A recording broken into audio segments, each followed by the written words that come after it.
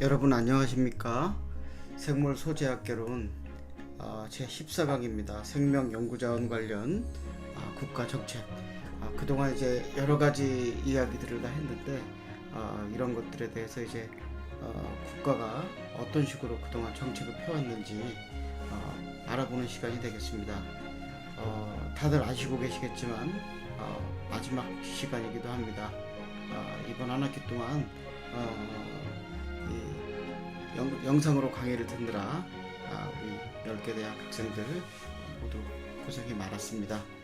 마무리 할 수 있도록 열심히 하셨으면 좋겠고, 생물 소재학은 분류학을 기반으로 하고 있는 것 같지만 처음에 말씀드렸던 것처럼 매우 많은 의미를 포함하고 있기 때문에 여러분들이 앞으로 이 분야 또는 다른 분야의 전공을 하시더라도 굉장히 여러분들에게 많은 도움을 줄 수 있는 그런 강의라고 저는 생각하고 있습니다. 한 학기 동안 수고 많으셨고 오늘 강의를 시작하도록 하겠습니다.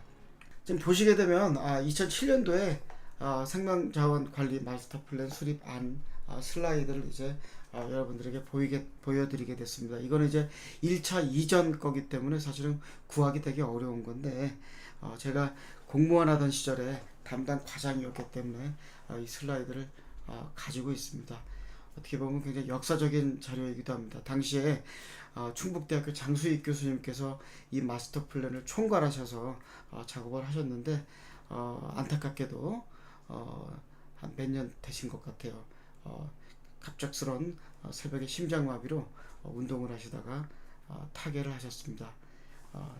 참 안타깝지만 여러 가지로 아까도 제가 불만이 있는 것도 얘기했지만 그래도 이런 마스터 플랜을 수립하고 만드는 건 굉장히 어려운 일이고 당시에 그런 그 훌륭한 업적을 만드셨다고 저는 생각을 하고 이제 계속 발전시켜 나가는 것들은 후학들의 몫이고 지금 이 강의를 듣고 있는 여러분들도 차후에 이런 국가적인 어떤 생명자원 관리 이 방안이나 이런데 참여할 수 있는 기회를 가질 수 있는 훌륭한 학자들도 좀 많이 나오고 그 다음에 활용할 수 있는 기업에도 많이 가고 이렇게 될 수 있으면 좋겠습니다.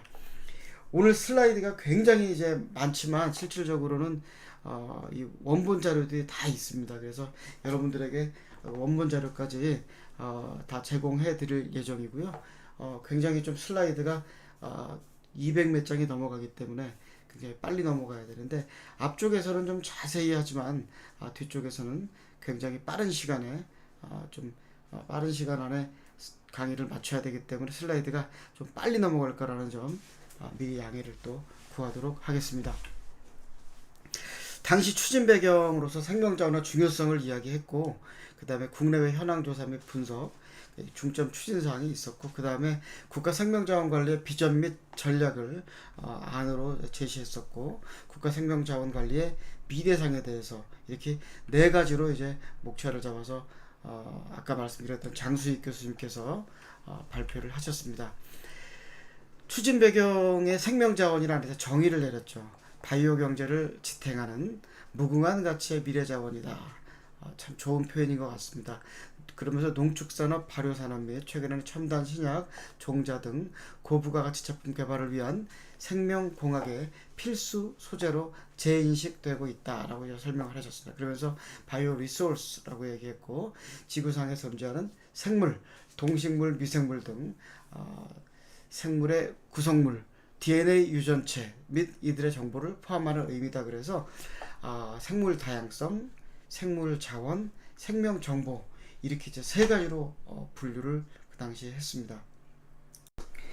그래서 나중에 저 1차 생명자원 관리 관련된 그 내용이 나올 때 더 자세히 나오겠지만 간단하게 설명을 드리면 생물 다양성은 야생동물을 포함한 다양한 생물상을 다 포함하는 그걸 이야기하고요. 생물자원은 바로 써먹기 좋은 어떻게 되면은 그 당시에 트랜스제닉 마우스 뭐 이런 거 있죠. 뭐 당뇨병을 유발한 쥐라든가 이렇게 해서 어떻게 모디파이드 된 그런 그 바로 써먹을 수 있는 어떤 또 세포를 키워서 보관하고 있는 그 굉장히 그 활용할 수 있는 세포들이 있어요. 예를 들어서 어떤 약물을 개발하면 그 약물이 독성이 있나 없나 확인을 할 때 사람한테 직접 할 수 없기 때문에 세포나 이런 조직에다가 실험을 해야만 하겠죠. 그걸 그 당시에는 셀 라인으로, 그러니까 세포의 어떤 라인으로 구축해서 이제 보관하고 있었는데, 보관하려면 돈이 많이 들어갑니다.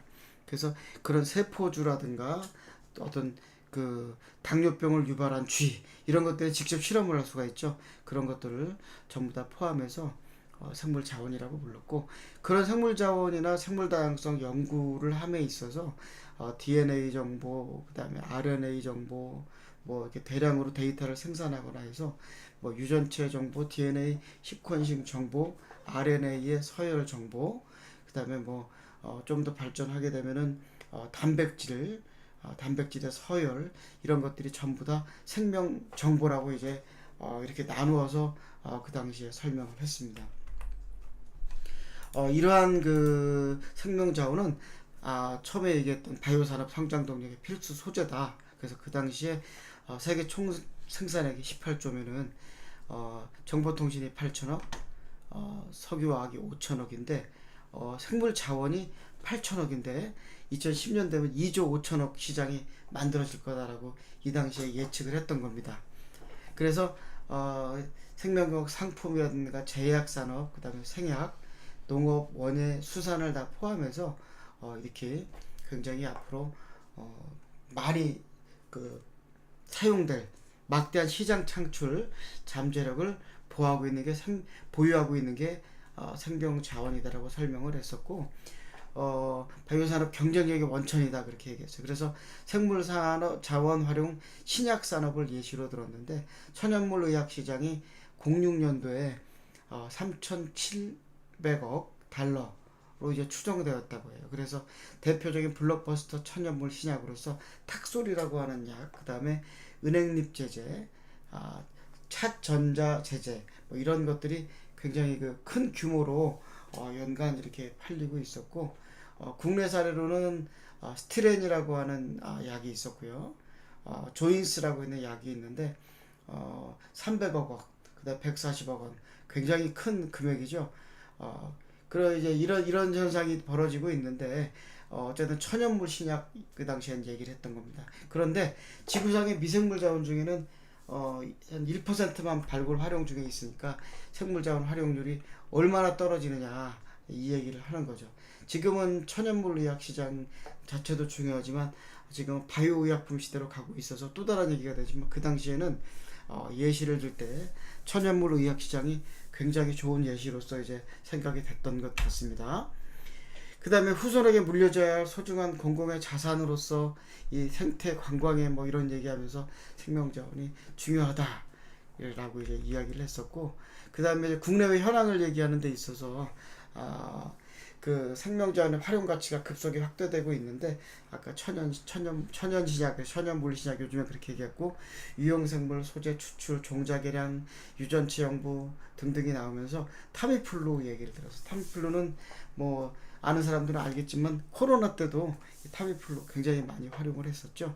그래서 그 타미플루 조류 인플루엔자 치료제로 이제 만들어졌고, 전 세계적으로 품귀 현상이 막 일어나고 그랬었습니다. 그래서 지금도 독감 걸린 환자들 굉장히 많이 활용되고 있고, 그 다음에 이거 이제 타미플루가 좀 더 개발돼 가지고 이제 주사약으로도 나오고 있죠.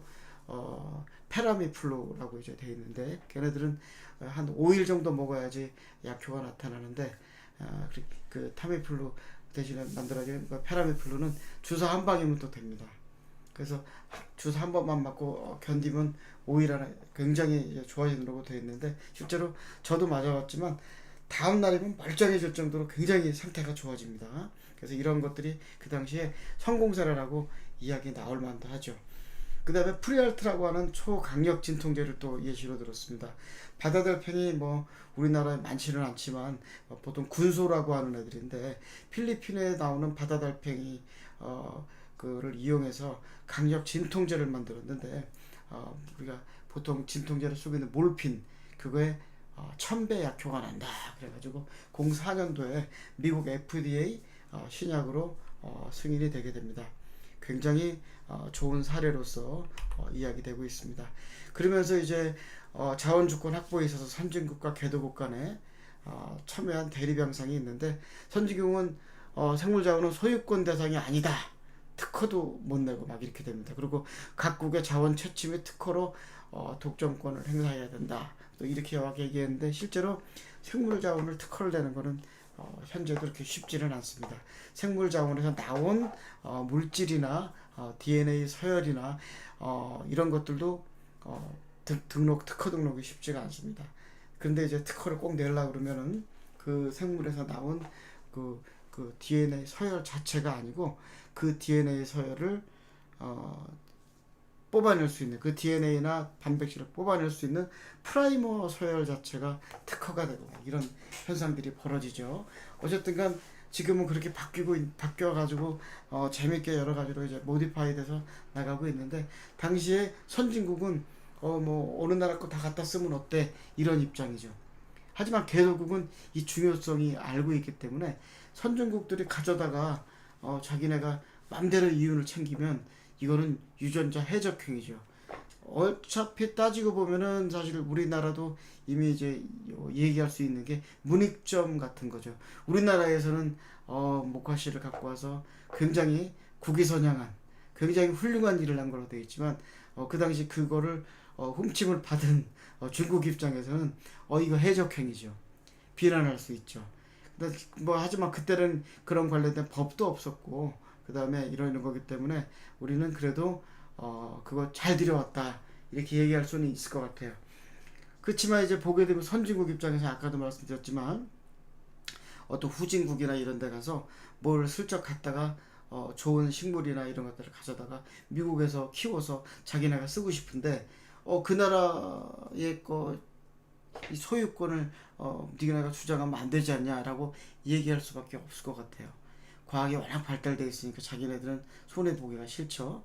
어쨌든간 뭐 그런 현황 속에서도 생명자원 관리 시스템을 그 당시에도 이미 갖고 있었어요. 미국은 NCBI, 그 다음에 NBII, 그 다음에 ATCC, 유전자은행, 이런 것들을 갖고 있었어요. 그래서 생명자원을 관리를 하고 있었고, 유럽은 EBI, 그 다음에 EBI는 이제 NCBI랑 비슷한 거죠. 그 다음에 일본에는 DDBJ, 그래서 NCBI, EBI, DDBJ, 요 세 가지 같은 경우에는 염기서열 은행으로 역할을 하면서 지금은 이제 엄청나게 발달된 형태로 이제 가고 있고요.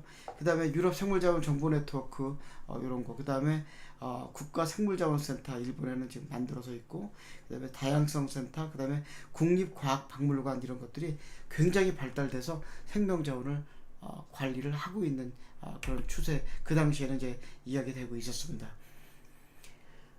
그러면서 이제 국내에 나온 토종 생명자원이 해외로 유출돼서 고가에 역수입되는 그런 사건이 있었어요.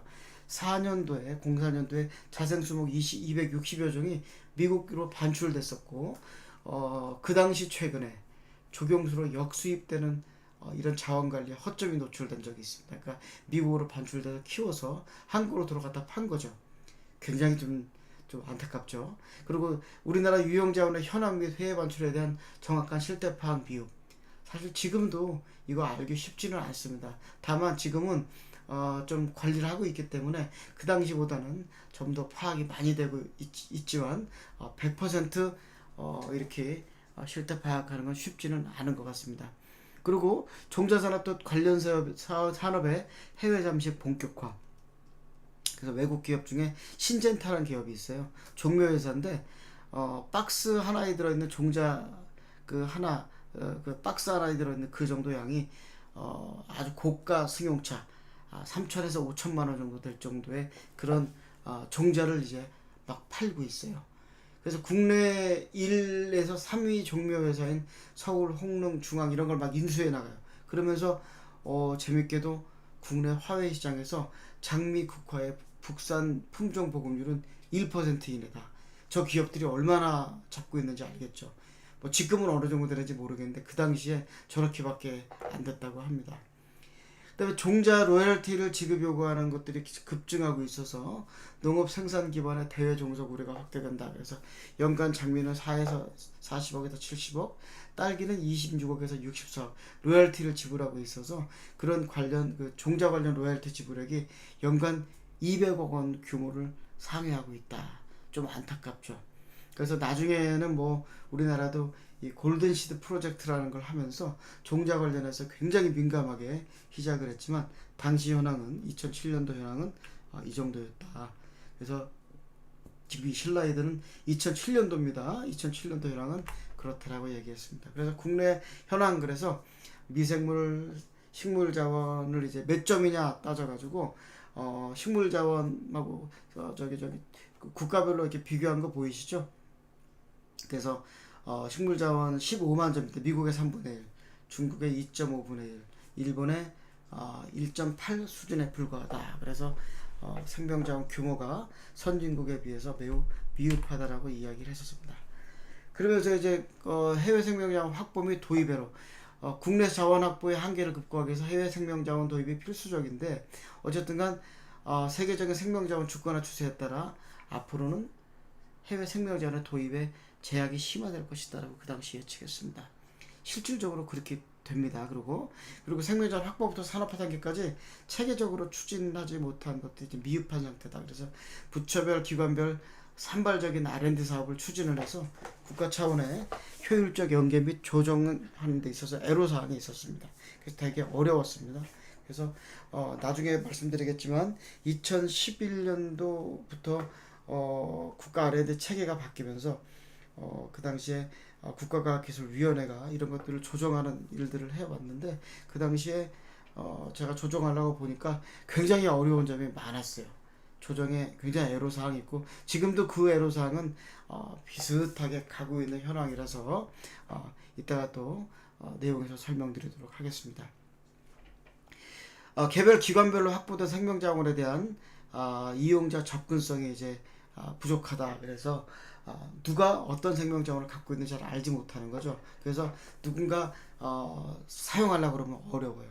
개똥도 약에 쓰면 없다 그랬죠. 그거와 마찬가지로 개똥을 쓰기 위해서 약으로 써먹으려고 그러니까 개똥이 없는 거죠. 어디 있는지 실제로 국내에 어디 있을 텐데 어디 있는지 알 길이 없었다. 그래서 이런 거를 데이터베이스화해서 제공하는 게 필요하겠다라는 얘기를 이 당시에 했던 겁니다. 그래서 정확한 정보 지원 및 활용 시스템에 미비해서 산업성 활용성도 저하된다 그랬는데 예를 들면 이런 거죠. 뭐 바지락이라고 하는 게 몸에 좋아서 약에 쓰려고 보니까 이 조개를 갖고 왔는데 이게 바지락인지 아닌지 알 길이 없다. 우리가 바지락 칼국수를 먹어서 그 안에 조개들을 싹 다 끓였는데 100% 바지락이다. 얘기하기 쉬울까요? 사실 쉽지 않습니다. 가끔 바지락 아니라도 섞여 있을 수 있죠.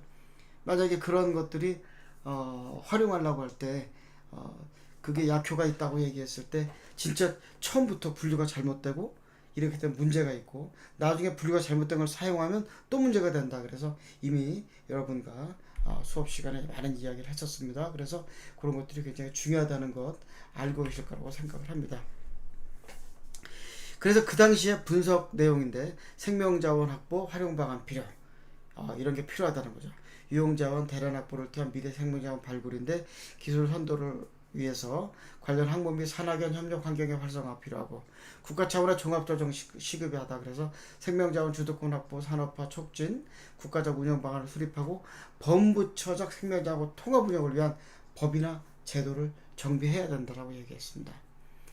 그리고 산업적 가치 제고 필요. 그래서 산업화에 의한 생명자원의 활용 시스템을 구축하고 산업계 수요 및 특성을 반영한 생명자원 발굴 전략이 구축이 필요하다. 이런 얘기를 했었고요. 그 다음에 전 세계적으로 경쟁 구도가 되고 있어서 변화와 대응이 필요하다. 그래서 미래 바이오 경제 시대에 중요한 요소라는 인식이 확대가 필요하고 생명자원 국제법 및 기구에서 지식 기반의 국제 경쟁력 강화가 필요하다라고 이렇게 분석을 했습니다. 그래서 그런 분석을 요약하면 세계적으로 생명자원 확보 경쟁이 치열하니까 자원 주권 확보가 미래 바이오 한국 실현에 핵심 과제로 대두될 것이다. 이때 이미 예측을 이렇게 했고, 생명자원을 확보 보존하고 가공 정보화하고 활용 산업화하는 이런 범국가적인 효율적 선순환 통합 운영 체계가 필요하다라고 이야기를 했습니다. 그래서 생명자원의 선순환 구조라고 하겠는데, 자원 주권이 이제 필요하니까 우리나라 자원을 보호를 해야 되죠. 그리고 그것들을 확보하는 게 필요하고, 그걸 가공해서 정보와 같이 발굴이니까 거기다가 이제 뭐 유전체 정보, RNA 정보 이런 것들을 넣어 놓으면 그거에 정보화가 된 그 자료들이 굉장히 가치가 높아지게 되고, 그것들을 활용하게 되면 산업계에선 산업화하고 학계나 연구계에서는 교육이나 연구개발을 쓸 수 있는 재료로 이제 만들어지게 될 수 있습니다. 그러한 수요가 또 확보하게 만들고 하다 보니까 생명자원은 선순환 구조다라고 이야기를 합니다. 이러한 범국가적인 효율적 선순환은 통합운영 체계를 위한 중점 추진 방향을 도출할 수 있게 되는데, 국내 상황 아까 이제 어떻게 보면 생명자원 인프라가 미흡해서 자원관리비 정보 표준화가 미비하고 국가 통합관리 체제는 없었고 산업적 활용 시스템 마련이 시급하고 국제 변화에 따른 국가자원 태형이 미흡한 게 이때라면, 중점 추진 방향은 확보 정보와 활용 선순환 통합 체계 구축을 통해서 생명자원의 확보 및 활용 강화, 국가 차원의 효율적 공합 시스템 강화, 유용 생명자원의 활용의 산업적 가치 제고, 그 다음에 세계 경쟁 구도에 변한 유연한 대응. 그래서 이렇게 활성화, 법제도 정비, 활용 체계 구축, 그 다음에 국가 경쟁력을 강화하자, 인식 확대, 지재권 이런 것들을 좀 잘 만들어 보자, 이렇게 이제 중점 추진 방향을 도출했던 것입니다. 이런 걸 통해서 비전은 풍부한 생명자원 미래 바이오 경제 초석이고, 목표는 생명자원 주권 확보, 지속가능 바이오 경제 구반 구축 그랬는데, 생명자원 주권 확보라는데 여러분들 좀 방점을 찍어 두실 필요가 있습니다. 생명자원 주권 확보 그렇게 되면은 우리나라 생물이 몰래 미국으로 넘어가서 사용되더라도 거기에 대한 우리가 증빙을 잘 하게 되면, 이거 우리나라 거였어, 원래 우리나라밖에 없던 건데 니네 왜 훔쳐갔어, 이런 얘기를 할 수 있으려면 어떻게 해야 되겠습니까? 우리나라에 그 생물이 살고 있다라는 걸 명확하게 다 기록을 해놔야만 되죠. 그거는 우리나라에서만 할 수 있죠. 그래서 그런 그 기록을 만들어 두는 것, 생물 자원을 발굴해 두는 것, 그것만큼 중요한 게 없어요. 그래서 생명자원 주권 확보는 우리나라의 도감에 예를 들어서 연체동물 도감만 하게 되면은 2007년도면은 뭐 한 1200종밖에는 안 돼요. 1200종밖에 안 되는데, 그 1280여 종 되는 그거밖에 없는데 옆에 일본은 3000종이 넘어요. 그러면 우리나라에 가까이 근해 있는 나라인데 3000종이 없을까요? 실제로 그 이상 있을 수 있는데, 발굴하고 우리가 열심히 그것들을 찾아다닐 게 아니기 때문이 아니었을까요? 그래서 실질적으로 생명자원 주권 확보를 위해서 열심히 노력을 한 결과 현재 2026년도 기준으로 이제 6만 종이 넘어갔습니다. 이 당시에는 2만여 종이었거든요. 지금은 6만 종이 넘어갔어요. 대단하게 이때 시작이 이렇게 중요했다라는 걸 우리는 좀 느낄 수 있어야만 합니다. 그래서 미래 생명자원 확보, 정보화 연계, 산업시장 상출 세 가지를 이야기하면서 5만 6천 주 세계 9위, 20만 주, 6만 1,000건이 60만 건, 그 다음에 3,851억 원이 6.8조 원으로 이렇게 이제 넘어가게 되는 거죠. 그래서 이렇게 이건 그 5만 6천 주, 이거는 미생물 자료센터 기준으로 했기 때문에 이렇습니다. 생물 종수로 했으면 달라질 거예요. 그 다음에 4대 전략을 세웠습니다. 미래유용 생명자원 확보, 생명자원 정보화 및 인프라 확충, 생명자원의 산업화 촉진, 정책 및 법제도 정비, 네 가지를 이 당시에 이야기를 했었습니다. 이게 국가 생명자원 관리의 비전과 전략 아니었고, 이거를 토대로 해서 계속 발전하고 변화해 나가게 됩니다. 국가의 생명자원 관리의 비전과 전략이 이렇게 시작되었다라고 이제 보시면 되겠습니다. 그리고 이제 구체안이 나와야 되겠죠. 전략 1, 미래유용 생명자원 확보에는 국내 생명자원 발굴림 모니터링, 그래서 계속 찾아다니면서 생명자원을 대량 확보하고 모아두는 일이 필요하죠. 그리고 생명자원 공인화 및 관련 정보의 체계적 DB화, 그래서 신종이 발굴이 되거나 하면 잘 정리해놔서 공인화 시켜야 되고, 그것들에 대한 정보를 체계적으로 데이터베이스화하는 일이 필요했어요. 이때 생물자원관이 막 만들어질 때이기 때문에 적용하기에 너무 좋았을 것 같기는 합니다. 근데 다만 이 지금 현재 이 하고 보여드리는 자료는 그 당시 과기부 자료고요. 그 다음에 지금 이 얘기를 하는 거는 환경부가 또 생물자원이기 때문에 얘기는 또 약간 달라질 수 있어요. 부처간이 달라서. 그 다음에 해외자원 확보를 위한 국제협력 강화, 그래서 생명자원 선진국과 MOU를 통한 자원교환을 추진하자. 그래서 그 당시부터 해외 생명자원을 우리가 모니터링하고 찾아다니는 일이 시작이 됐어요. 자원부국과 생명자원을 확보를 위한 거점망 구축, 그래서 다른 나라들과 굉장히 그 자원이 많은 나라들과 함께 거점망을 구축하기 시작합니다. 생명자원 관련 국제기구에서의 활동 강화, 그래서 지금 생물자원관에서 매년 그 관련된 국제기구에 나가서 활동을 해 주시고 계십니다. 그 다음에 생명자원 정보화 및 인프라 확충이라고 얘기했죠. 그래서 오믹스 기반의 대량 대형 데이터 연구 지원이 가능하도록 정보의 고도화를 추진하자. 그래서 그 시퀀스 정보, 오믹스가 이제 OMICS인데요. 오믹스는 데이터가 굉장히 많다라는 뜻으로 받아들이면 돼요. 그래서 지노믹스 그러면 지놈 데이터가 굉장히 많은 거. 트랜스크립토믹스 그러면 트랜스크립톰 그럼 전사체죠. 전사체 데이터가 굉장히 많은 경우. 뭐 이런 식으로 해서 오믹스. 또 프로테오믹스 그러면 단백질 서열 정보가 굉장히 많은 거죠. 그래서 프로테오믹스 이런 식으로 오믹스 그러면 대형의 데이터입니다. 그래서 이런 일이 가능하도록 정보를 고도화하자. 그래서 이제 이야기를 했고, 인프라도 필요하다 그랬는데 이거는 어떻게 되면 보존 장비죠. 그래서 극저온 냉장고, 저장고, 장기 안전 보존시설 같은 걸 확충해서 이렇게 좀 만들어 두자. 그리고 생물자원 관련 전문 인력의 양성 및 확보도 필요하다. 이렇게 얘기해서 따지고 보면 아래쪽은 하드웨어에 속하는 거, 위쪽은 소프트웨어에 소환하는데 실제로는 고도화를 추진하는 거니까 이것도 하드웨어와 소프트웨어를 다 포함하고 있어요.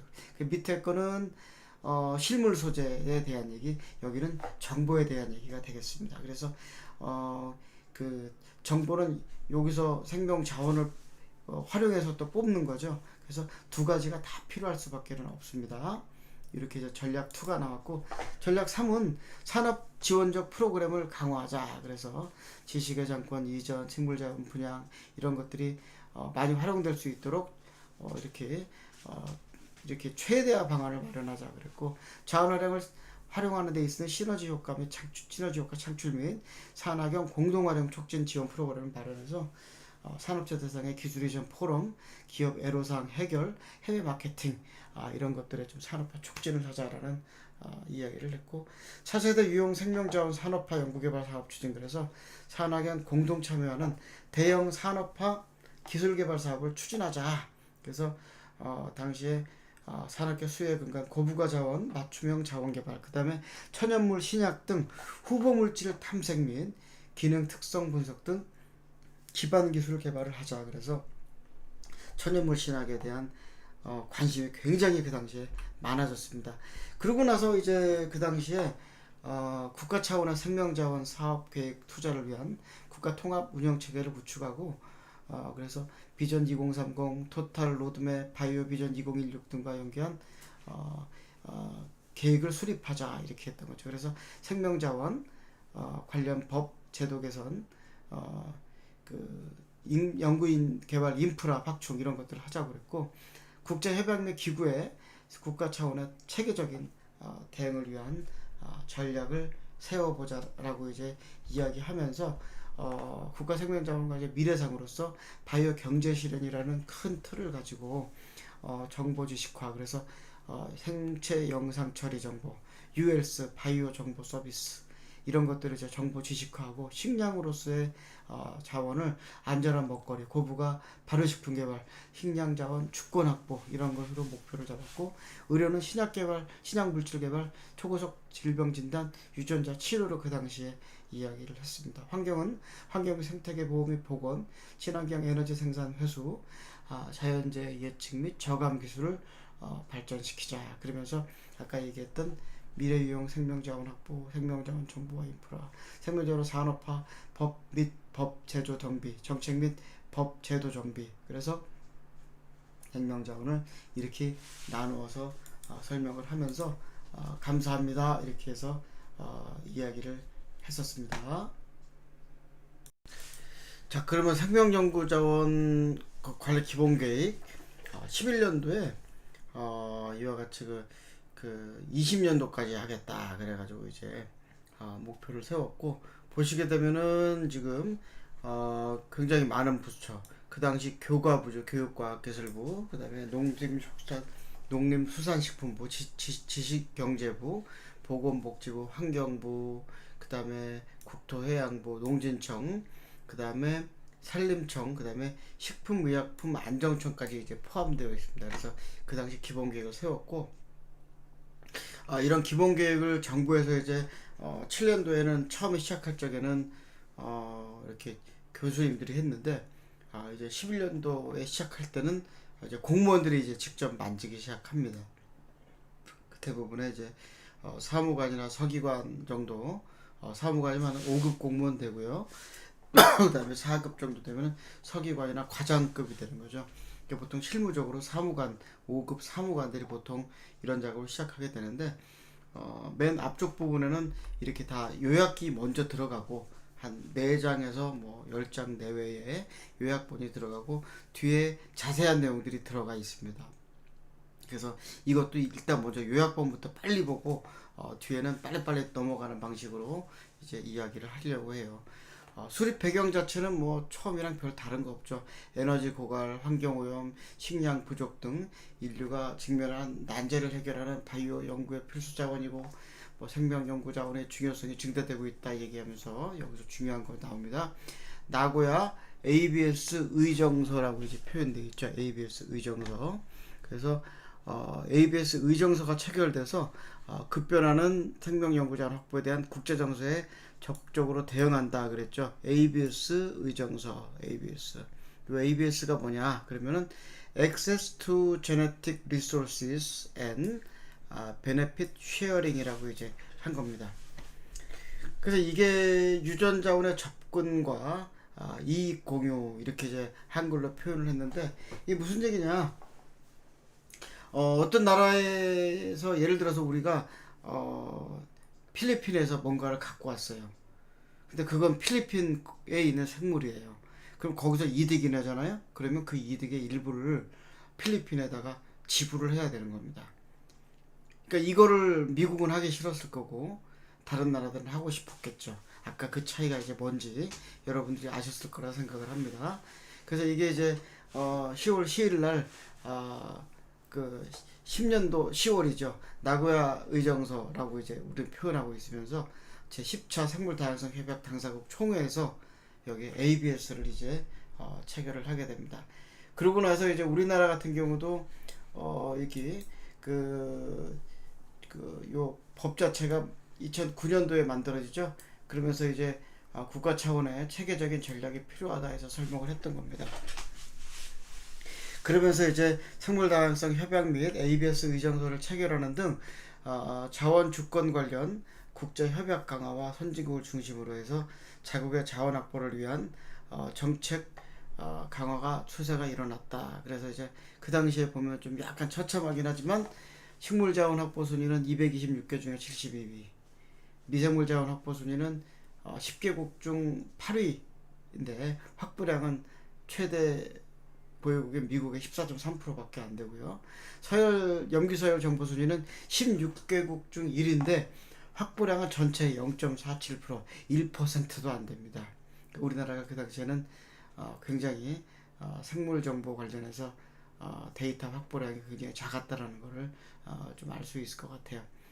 그러면서 어쨌든간 안정적인 관리 체계, 자원 보존 관리 기술 및 인프라가 필요하다고 얘기를 했고, 산업적 활용 극대화가 필요하다. 이때도 뭐 산업적으로 활용이 좀 필요하다 이런 얘기를 하는 거죠. 그러면서 생명 연구 자원 관련 정부 예산의 확대 및 전문 인력 양성이 필요하다 이런 얘기를 했습니다. 그러면서 투자 규모 등등 얘기를 하고, 목표는 발굴 확보 같은 경우에는 20년도 그 생명 연구 자원 그 확보 개수보다 2배를 확대해 보자. 보존 관리는 세계 수준의 자원 보존 관리 전문성을 확보하자. 그 다음에 자원의 활용도를 20배 이상 제고해 보자 이런 얘기를 하면서 전략은 4가지 이렇게 얘기했어요. 그러면 아까 보게 되면은 2007년도에 얘기했던 거랑 크게 다르지가 않죠. 그걸 느낄 수 있으면 너무 좋을 것 같아요. 어쨌든 간 중점 추진과제로서 생명연구자원 전략적 발굴 확보 강화 20년까지 20개로 확충하고, 실제로 15년까지 됐지만 그 다음에 20년까지 뭐 하고, 뭐 안정적인 보존 관리 효율화 이런 것들을 하자 그래서 이야기를 했었습니다. 그러면서 수요자 맞춤형으로 생명자원 그를 활용 극대화하는 일을 하자고 그랬고, 지원 체계 강화로서 인해서 관련 투자 금액을 3.5배 확대하고, 그 다음에 전문 인력을 총 19,000여 명 이상 양성하자 뭐 이런 얘기를 했습니다. 그러면서 부처 간 협력 강화 이런 얘기했고, 법 제도 지속적인 정비를 통해서 국제 환경 변화에 신속히 대응하자 이런 얘기를 했었습니다. 그러면서 이제 실질적인 목차가 나오죠. 이 내용을 전부 다 굉장히 자세하게 적어놓은 내용들이고, 중점 과제별 부처 역할 그랬죠. 각 부처별 역할을 정리를 한 내용들이 있어서 첨부자료 1, 2, 3, 4, 참고자료 1, 2, 3, 4, 5, 6 해가지고 굉장히 많이 들어가 있는데 다 보지는 않을 거지만 슬라이드엔 다 넣어놨고, 원본 자료도 아까 말씀드렸겠지만 여러분들께 제공해 드릴 예정입니다. 수립 배경은 아까 맨 처음에 나온 것처럼 생명연구자원에서 농업, 생물공정, 보건의료, 생물전자, 환경, 바이오에너지 다 이야기했죠. 그러면서 아까 예전에 했던 토착, 향료식물, 타미플루 뭐 이런 얘기들이 또 한번 여기 이야기돼서 드러나고 있고, 그 다음에 뭐 매출액 같은 이야기를 여기서 또 포함시켜서 얘기를 했습니다. 그러면서 ABS 얘기 아까 앞에서 나왔던 거 더 자세히 적어야 되겠죠. 그러면서 수립 경위가 있어서 연도별로 쭉 들어가 있습니다. 그래서 그냥 한 게 아니라 계속 해왔다, 전부터 해왔다, 그래서 이제 이야기를 하고 있고, 그러면서 이 당시에도 보게 되면 생물자원, 생물다양성, 생명정보로 해서 기획실무위원회가 총괄위원장을 통해서 올라오면 종합조정위원회가 있어서 부처 과장법 공무원들이 다 모여서 이것에 대한 사전 검토 및 조정을 하고, 교과부가 총괄해서 농식품부 이런 기타 다른 부처들과 협력해서 국가과학기술위원회로 이제 올리는 걸로 이제 그 당시에 했습니다. 그래서 이제 그 10개년 계획이 수립돼서 교육과학기술부가 주축이 돼서 관계부처와 함께 시행계획을 수립해서 이것들을 시행하겠다라고 이야기를 했습니다. 그러면서 매년 1월 말까지 관계부처에 새로운 지침이 있으면 통보해 주는 일을 했고, 2월까지 관계부처에서 교육과학기술부에는 부처별 시행계획을 수립해서 제출하도록 했습니다. 그래서 교과부가 그 당시에 모든 것을 종합하고 4월 달에 국가과학기술위원회에 이제 보고를 하는 걸로 이제 작업을 했죠.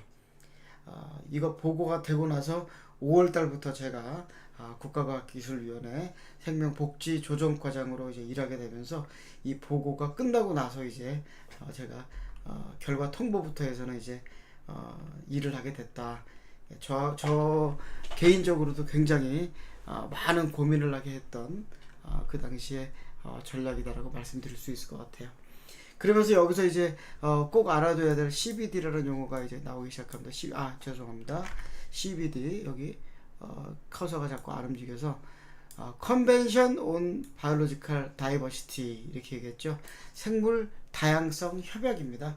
그래서 이게 이 협약에 의해서 모든 게 이루어지는데, 이 CBD가 어떻게 보면 하나의 그 운영 기기이기 때문에 저기에 참석하는 게 굉장히 중요하고, 그 다음에 이런 거에 모든 거에 OECD가 또 관여를 하고 있습니다. 그래서 고품질 생물자원, 정보의 보조, 보급률의 생물자원은 센터에 대한 개념을 01년도에 도입을 하고 모범 운영 지침을 발표하는데, 그게 OECD GBRCN, 그래서 글로벌 바이올로지컬 리소스스 센터 네트워크 이렇게 해가지고 모범 운영 지침을 이제 발표를 하게 됩니다. 그래서 굉장히 전 세계적인 동향이 중요한 것을 볼 수가 있죠. 그래서 이거 연대기별로 정리한 거고, GBIF라고 그래서 글로벌 바이오 다이버시티 인포메이션 퍼실리티, 그래서 세계 생물 다양성 정보 기구가 되죠.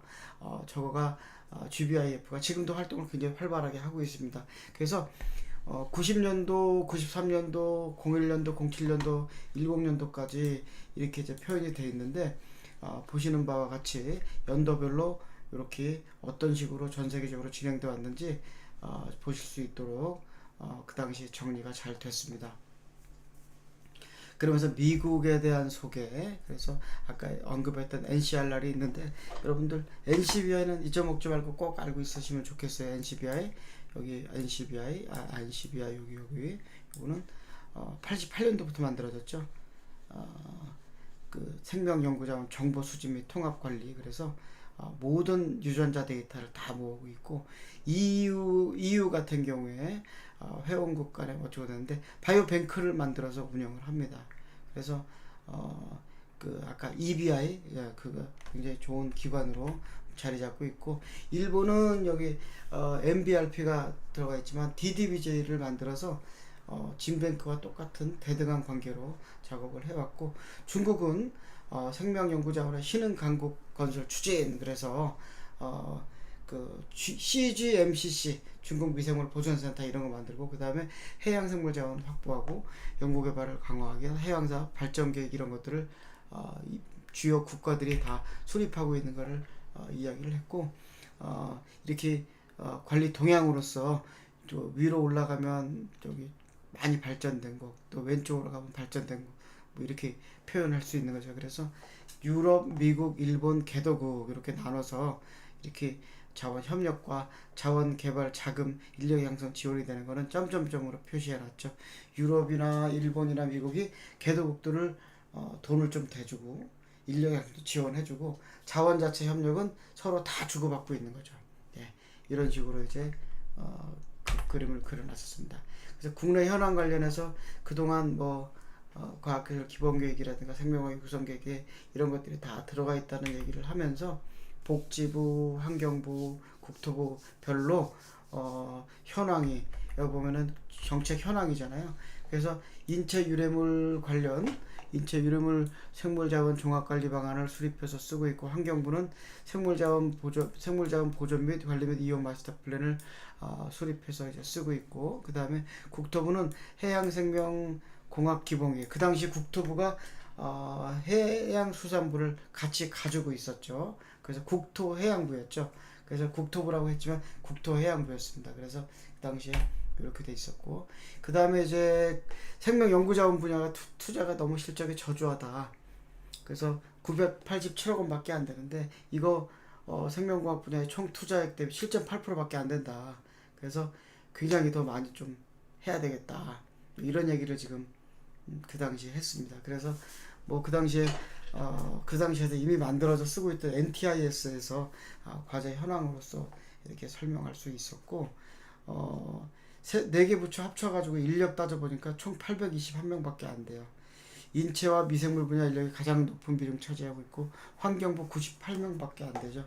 이때 조사한 숫자가 맞느냐 그래가지고 저도 전공을 했었는데, 정직으로 일하고 계신 생물 분류학자는 그 당시 41명이었어요. 그래서 환경부에서 이야기했던 98명보다도 더 적었습니다. 그래서 그냥 그 당시에 박사급 인력으로 이제 셌다 보니까 98명 이렇게 적혀 있는데, 또 사실은 박사급 인력으로 하면 저거보다는 또 많았거든요. 그래서 이런 때 좀 조사한 방식이나 등등에 따라서 달라질 수 있기 때문에 우리가 그런 것들은 좀 이런 수치라든가 이런 것들은 좀 다를 수 있다라는 거를 염두에 두고 있으면 좋을 것 같아요. 여기 이렇게 했죠. 박사, 석사, 학사, 기타 해가지고 숫자를 이렇게 했었고, 그 다음에 식물, 동물, 여기서 기타까지 합치긴데 합쳤네요. 그래서 이렇게 그 당시 합칠 때는 교가부의 기탁 등록 보전 기관 그 기관하고 그다음에 보건복지부, 환경부, 국토해양부. 그래서 실제로 돈 주지 않은 신청서만 낸 곳들도 다 포함해서 인력을 했던 거예요.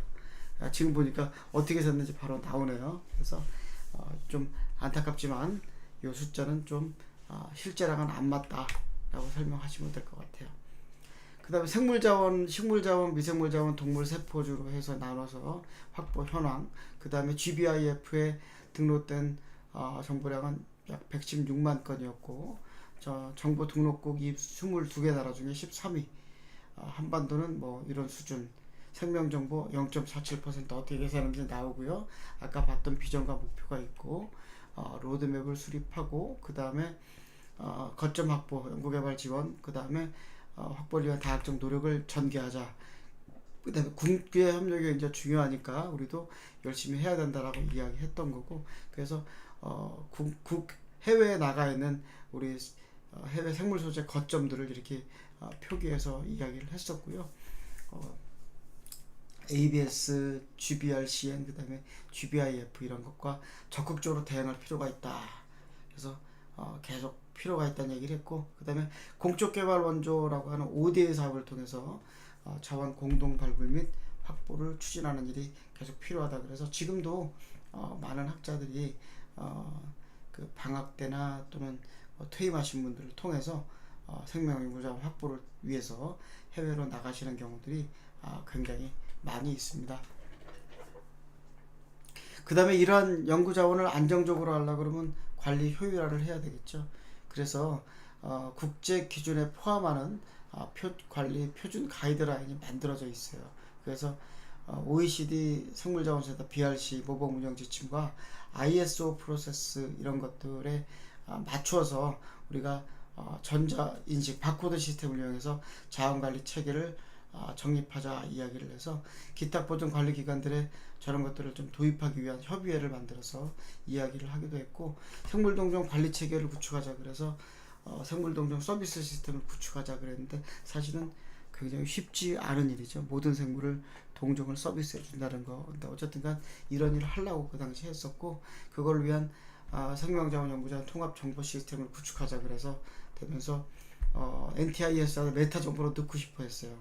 근데 쉽지는 않죠. 그래서 일정한 환경 단위의 존재는 생물의 총체적 유전체 정보를 연결을 해보자. 그래서 표준화를 만들자 그랬는데 쉽지 않아서 나중에는 이거를 총괄하는 코빅이라는 기관이 이런 일들 다 이제 하게 되어집니다.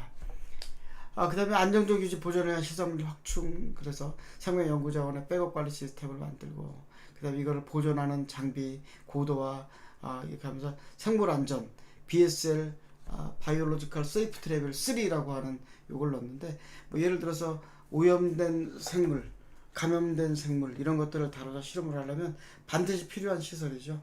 그 당시에는 국내에 몇 군데 없었습니다. 한두 군데밖에 없었고, 제가 과장 그만두고 나올 13년도쯤에는 한 10개 정도로 늘어났는데, 그 당시에 이 BSL3 보존시설이 많지 않았다. 그래서 부처별, 분야별 현황 이런 것들도 다 이렇게 정리하고 이런 것들이 필요했었습니다. 그리고 거기에 대한 관리 기술 개발 이런 것들이 필요해서 여기 보시게 되면 미생물, 동물, 식물, 인체 유래물, 동결견조 취약한 미생물, 식물 영양체 이런 것들, 거기다가 자원보전 관리 자동화 기술도 좀 필요하다는 얘기를 했었고, 그 다음에 생물 다양성 모니터링 및 변화 예측 시스템도 개발이 필요하다 이런 얘기를 했었습니다. 자, 그러면 이제 생명연구자원 그에 대한 수요자 맞춤형 연구자 활용 국대화가 이제 이슈가 됐었습니다. 그래서 국제공인 자원화 뭐 등등해서 DNA 마커 분석 얘기가 막 나오죠. 마커 분석. 그래서 생물자원의 고유한 유전 마커를 이용해서 과학적 분류하고 원산지 판별 이런 데 써먹자 라고 해서 연구 기법들이 막 나오기 시작합니다. 그러면서 그 당시에 NGS가 이제 막 유행이 합니다. NGS 차세대 염기 유전체 정보 해독기기라고 했는데 이제 넥스트 제너레이션 시퀀서의 약자죠. 근데 이제 유전체란 말을 막 적어놨죠. 잘못된 것 중에 하나죠. 차세대 염기서열 분석기, 차세대 넥스트 제너레이션 시퀀서가 되겠습니다. 그래서 고속 대량 스크리닝 기술은 하이 트루풋 시스템, 하이 트루풋 시퀀서 이렇게 되는데, 이것들을 통해서 유전체 정보를 해독하고 특성 분석, 정보 분석을 하게 되겠고요. 거기에 따른 그 어노테이션을 위해서 정보 해독을 통해서 일단 정보 해독, 그러면 유전체 정보 해독도 해독인데, 그 해독된 정보를 또 해독하는 기술이 어노테이션 기술입니다. 그래서 정보 해독이라고 그러고, 뭐 유전자 부위가 어디고, 그다음에 이 서열이 이름이 뭐고, 이런 걸 분석하는 일들이면서 이런 것에 대한 전산 기술 등이 개발되게 됩니다. 그러면서 그러한 정보 분석 시스템을 강화하자. 그래서 부처별 자원 종류별 다 되고, 부처마다 시퀀싱하는 종류가 다 다르죠. 그것도 어쨌든 통합적으로 해서 국가 생명연구자원 정보센터를 만들자라고 이때 이야기를 했던 겁니다. 그러면서 이제 활용도 제고된 오픈랩을 설치해서 뭐 하고, 그래서 실제로 오픈랩을 해서 자원은행에다가 오픈랩을 시설하게 되면 상호 연계 활용도가 제고될 것이다. 그래서 오픈랩이 있어서 활용도가 제고될 것이라고 생각을 했던 것 같습니다.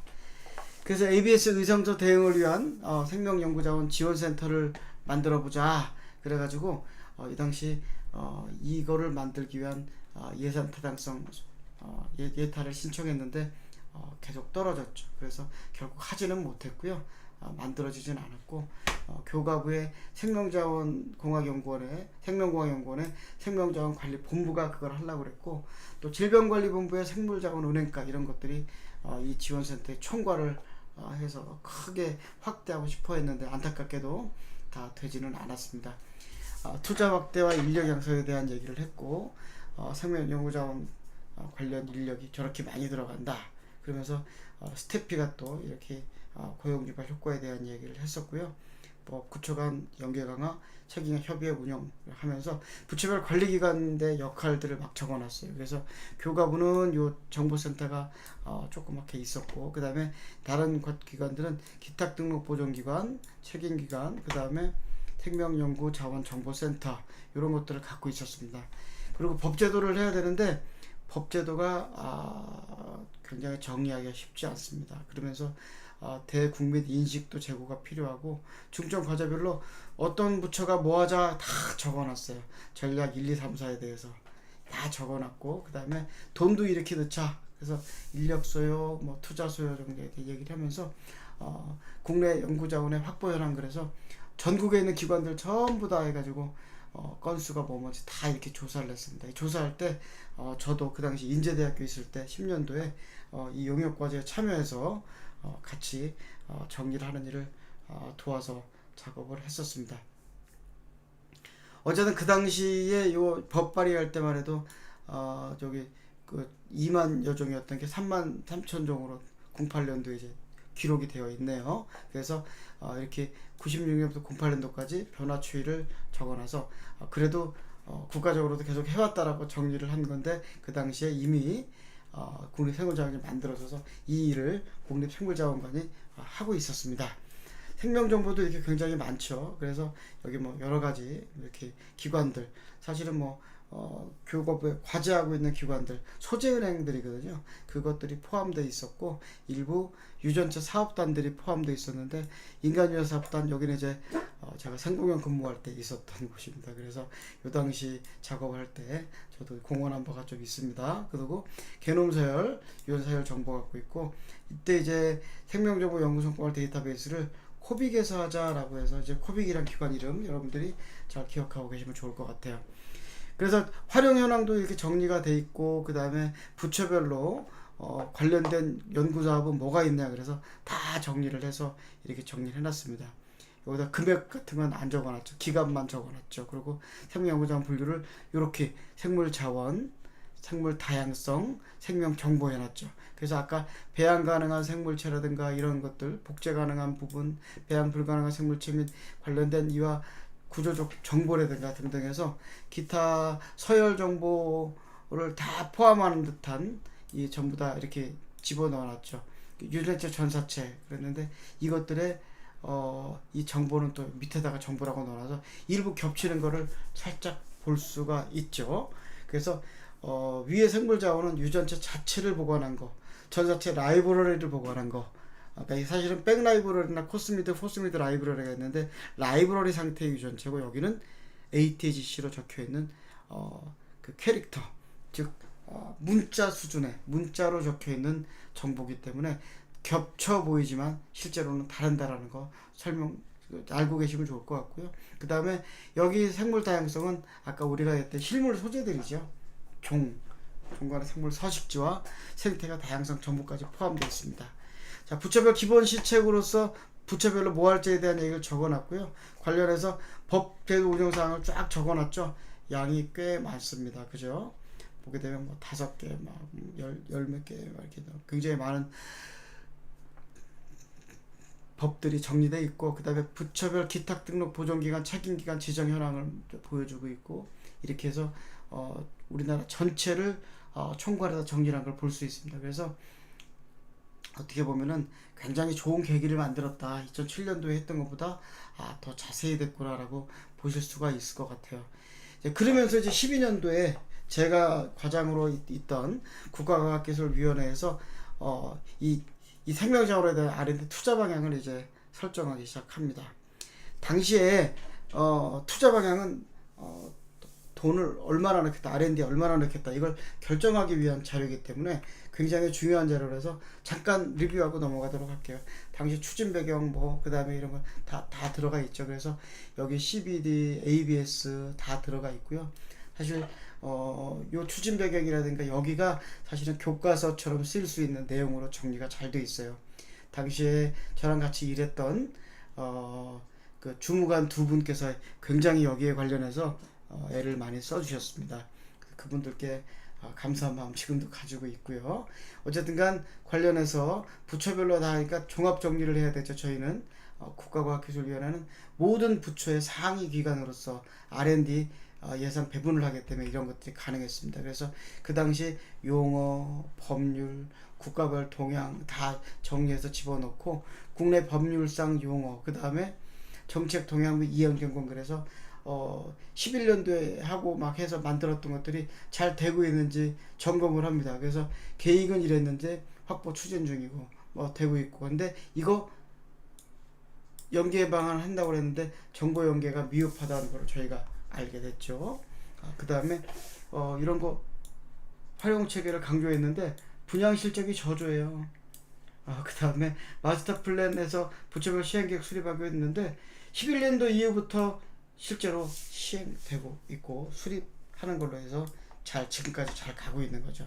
그래서 2007년도에 이렇게 마스터 플랜 세우고 해서 국가위가 정리해서 작업을 했고 했던 것들이 다 정리가 됐고요. 생명자원 보유 현황은 2011년도 거에서 조금 업그레이드된 수준으로 집어넣고 생명자원 투자 현황이라든가 해서 버블 차트라고 그랬죠.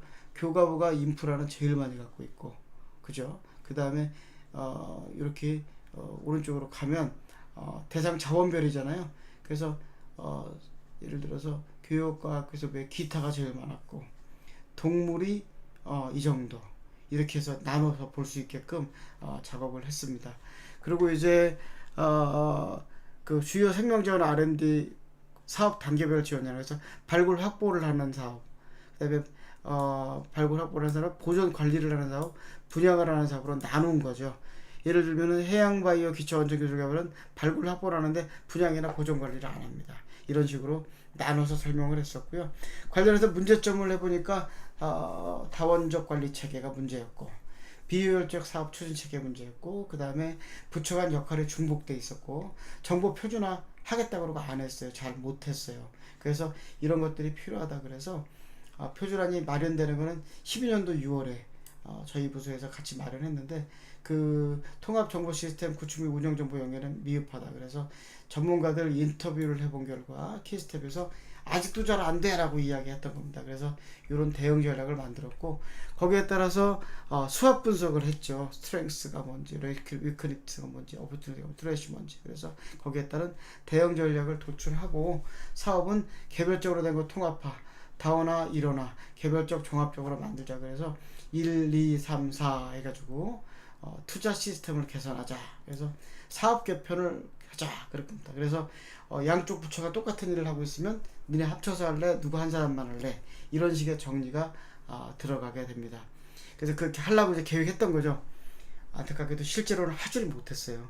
손을 댈 수가 없었어요. 그래서 그럼에도 불구하고 자료는 굉장히 좋죠. 그래서 여기 법률 정비, 관리체계 일어나, 사업구조 개편, 목적에 따른 사업 재편 이런 것들을 하고 싶어 했어요. 그러면서 부처별 대상자원별 역할 분담안을 이렇게 해서 만들었습니다. 그래서 유사중복도 다 정리해서 전부 다 하고, 그 다음에 인체 유래 소재 은행 교과부에서 하던 거 복식으로 다 이관해라 뭐 이런 얘기를 많이 하는 거죠. 그래서 주로 누가 뭘 할 거냐를 정리해 주는 일을 하려고 그랬고, 인프라 어떻게 정리될 것인가, 그래서 인프라 다 정리했죠. 그래서 이런 것들하고 전략적 투자를 위해서 자원을 구분해서 전략적 투자를 하자, 체계적인 관리 시스템도 구축하자, 그래서 이야기를 했습니다. 그리고 자원 분야, 야생자원, 농림수산자원, 인체유래자원 연구 단계별로 해서 정의하고 싶었고, 인프라를 관련하기 위해서 아까 얘기했던 코빅 중심으로 이제 하자 이렇게 얘기했었습니다. 그래서 정리가 좀 어느 정도 돼 갔고요. 전문인력 양성 관련해서는 그 당시에 국내 생물자원관에 인력 양성 프로그램들 집어넣어 드렸고요. 교과부가 주로 제일 많이 하고 있었는데 환경부과 2개를 만들어 드렸습니다. 그 당시에. 그 다음에 제도 개선을 위해서 평가 지표를 개선하자 그래서 했습니다. 그래서 이거 정책적으로는 못 넣었지만 예산은 집어넣어서 전문 인력을 양성할 수 있는 체계를 만들었습니다. 그래서 성과 활용 제도적 규제에 관해서 향후 추전 일정 그래서 작업했는데 이제 잘 이거를 시행하지 못했던 이유는 이거였습니다. 생명자원 관련 법률이에요. 해외 것들이 이렇게 있는데 우리나라는 이렇게 법이 이렇게 많아요. 보면 하나, 둘, 셋, 넷, 다섯, 여섯, 일곱, 여덟, 아홉, 열, 열하나, 열둘, 열세, 열네, 열다, 16개죠. 부처별로 다 모아보니까 16개 법이 있어요. 그리고 63개인가의 시행 규칙이 있습니다. 얘네들을 정리하려고 그러면은 우리가 얘네들의 모든 이 법의 상위법인 과학기술 기본법을 이제 우리가 수정을 하면 되는데 그 당시 수정하기 쉽지 않은 정치 지형이었습니다.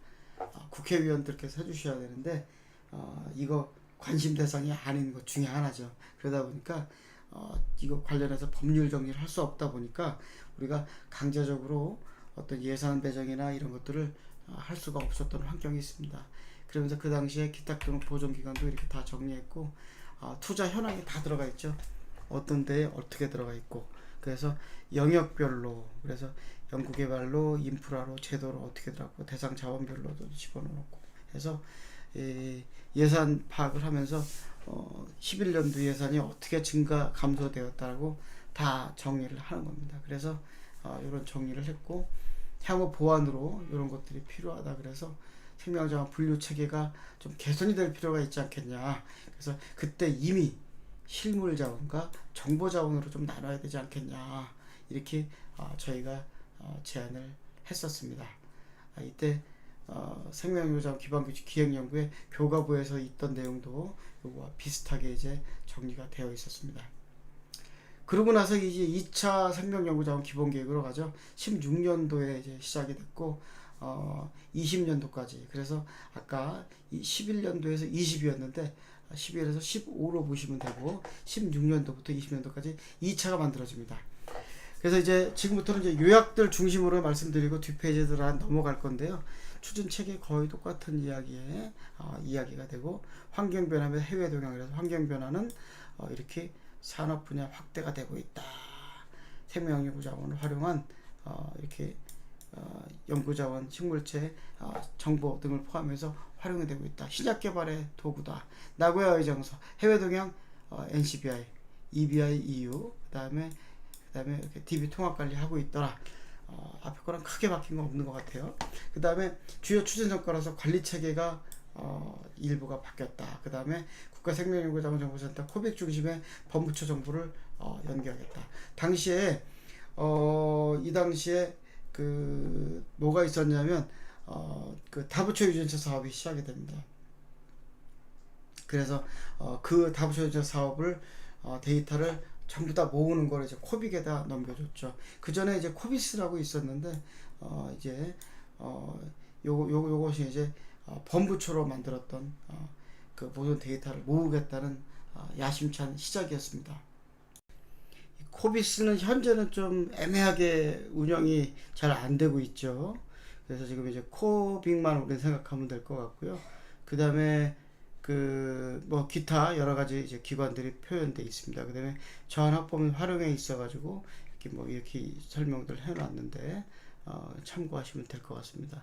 향후 추진 방향은 선택과 집중을 통한 전략적 확보. 그래서 뭐 아까 전에도 나왔던 기후변화, 감염병, 환경 이런 거에 대한 그 미래 수요 대응이라든가 활용도를 고려한 전략, 국가 전략적 발굴 확보 이런 내용, 그 다음에 국제협력 강화 필요 등등해서 앞에 했던 얘기들이 거의 똑같이 반복되고 있어요. 그래서 목표 자체, 비전 자체는 건강하고 풍요로운 바이오 경제 기반 구성. 그래서 확보, 활용, 관리 세 가지의 목표를 적었는데 확보는 저기 국가 전략 자원 선정. 그래서 10대 16, 20대 28, 20대 20 이렇게 이제 좀 적어놨죠. 그 다음에 고부가 생명연구자는 확보 및 활용 촉진에 있어서 기탁 등록률이 5%, 8%, 10% 이게 좀 굉장히 좀 소극적인 것 같지만 쉽지 않은 활용 목표를 적어놨고요.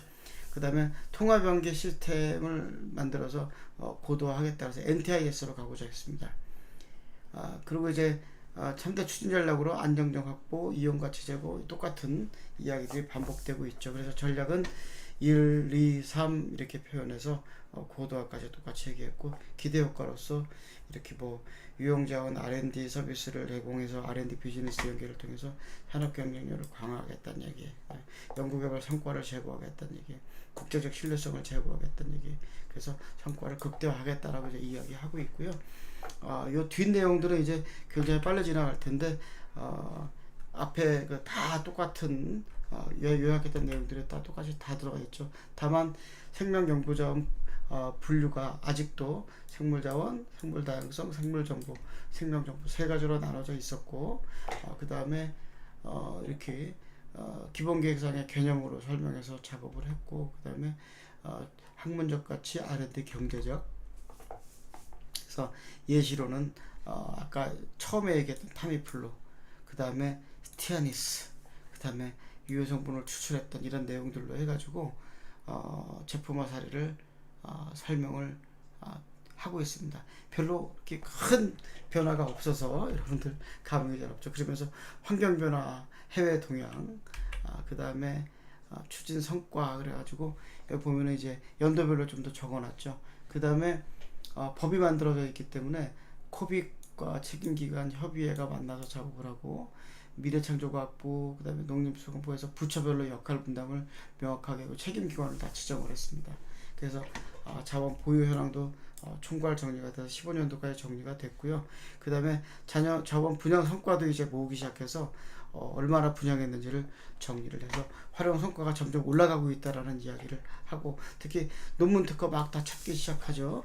지금은 굉장히 고도화돼서 더 찾기 쉬워졌는데 당시 이렇게 해서 활용 성과를 정리를 했고 그 다음에 그 코빅 중심의 본부처 정보 연계를 보여줬고 그 다음에 생명연구자원 전문인력 양성해가지고 집어넣어서 이렇게 프로그램 운영 결과를 이제 집어넣어서 설명을 해왔습니다. 평가 및 시사점. 그래서 아직은 좀 인식 부족하다. 활용 성과는 좀 부족하다.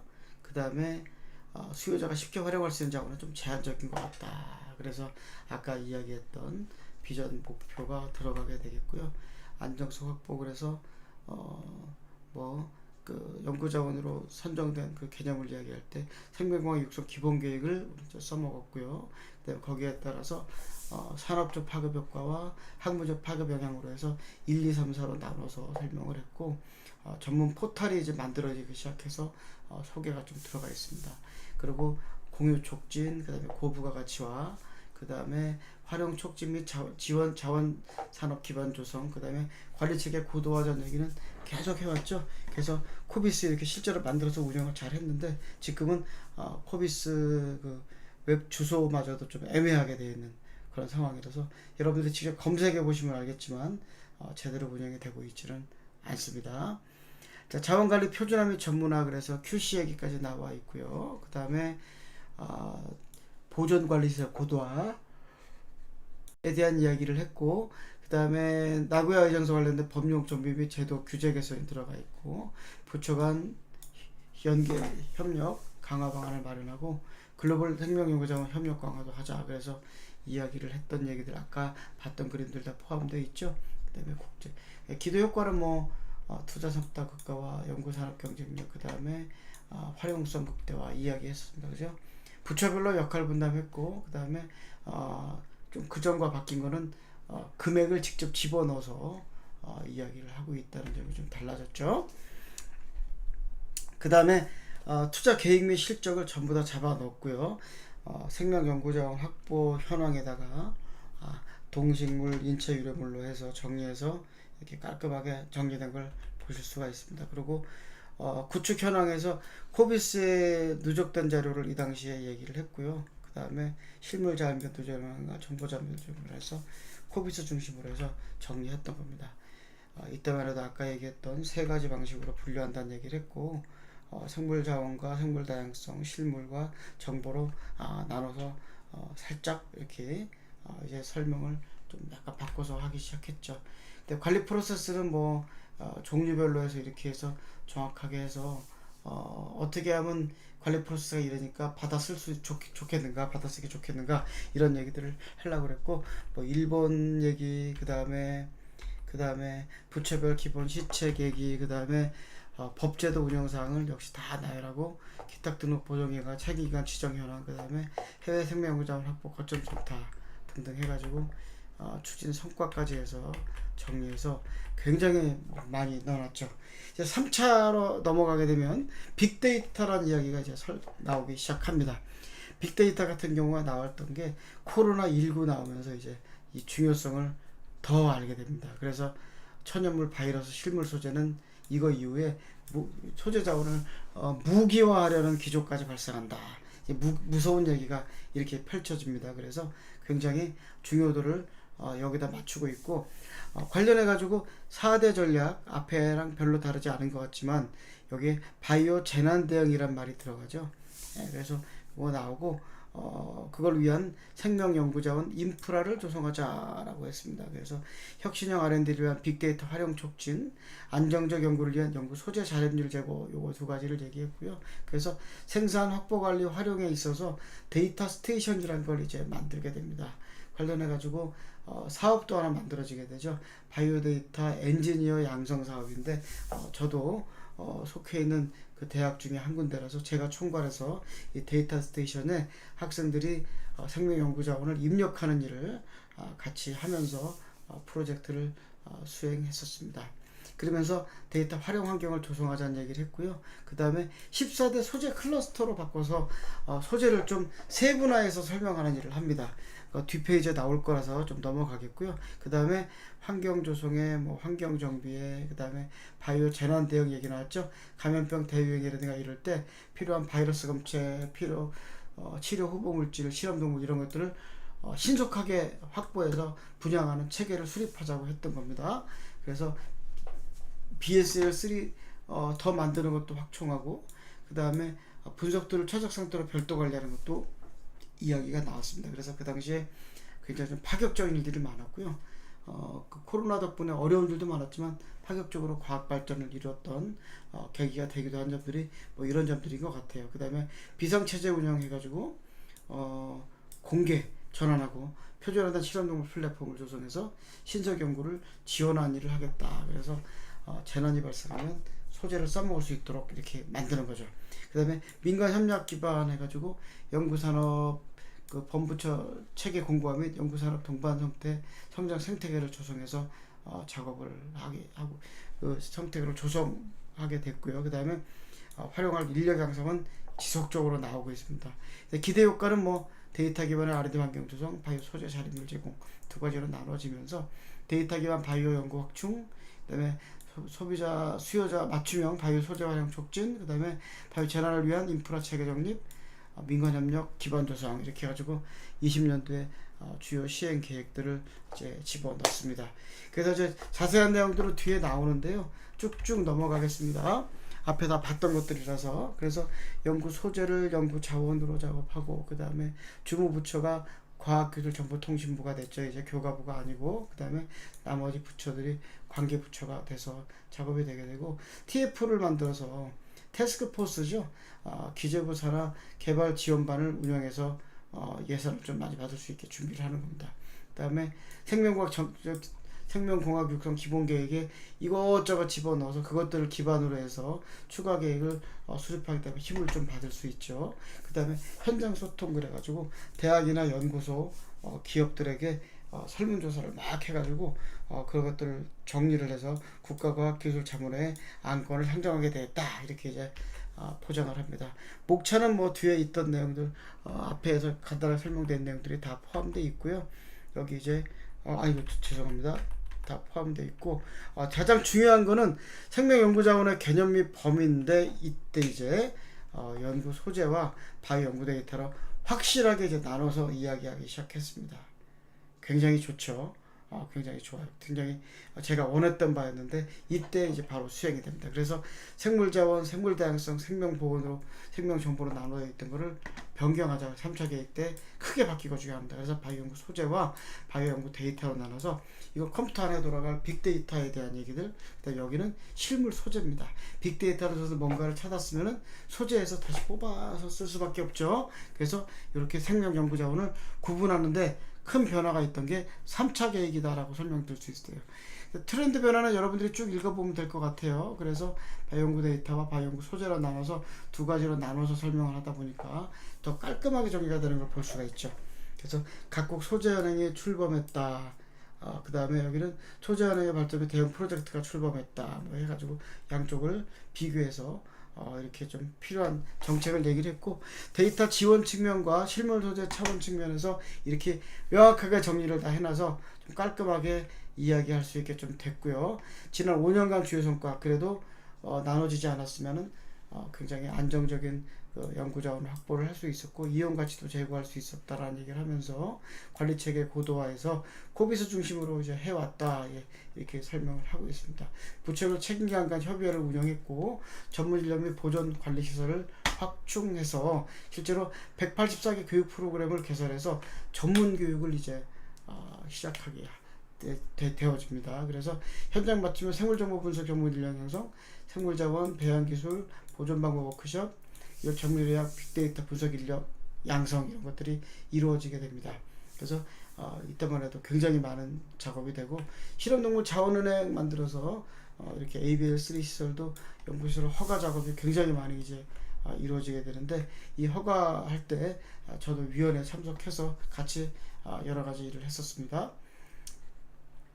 그 다음에 국내 환경정비 및 국제협력 강화, 그 다음에 유전자원법, 생명자원법을 개정해서 이행체계를 마련하는 일들 하고, 그 다음에 유용 소재 확보 공동연구를 통해서 35개국 38개국에서 50기관으로 이제 38개국의 50기관으로 확대해서 이제 굉장히 그 국제정세에 발맞출 수 있도록 작업을 했고, 그 다음에 국제 마우스 표현형 컨소시엄 같은 거 참석해서 여러 개 국가와 유전자 마우스 등을 공유할 수 있는 그런 일들을 수행해 왔다.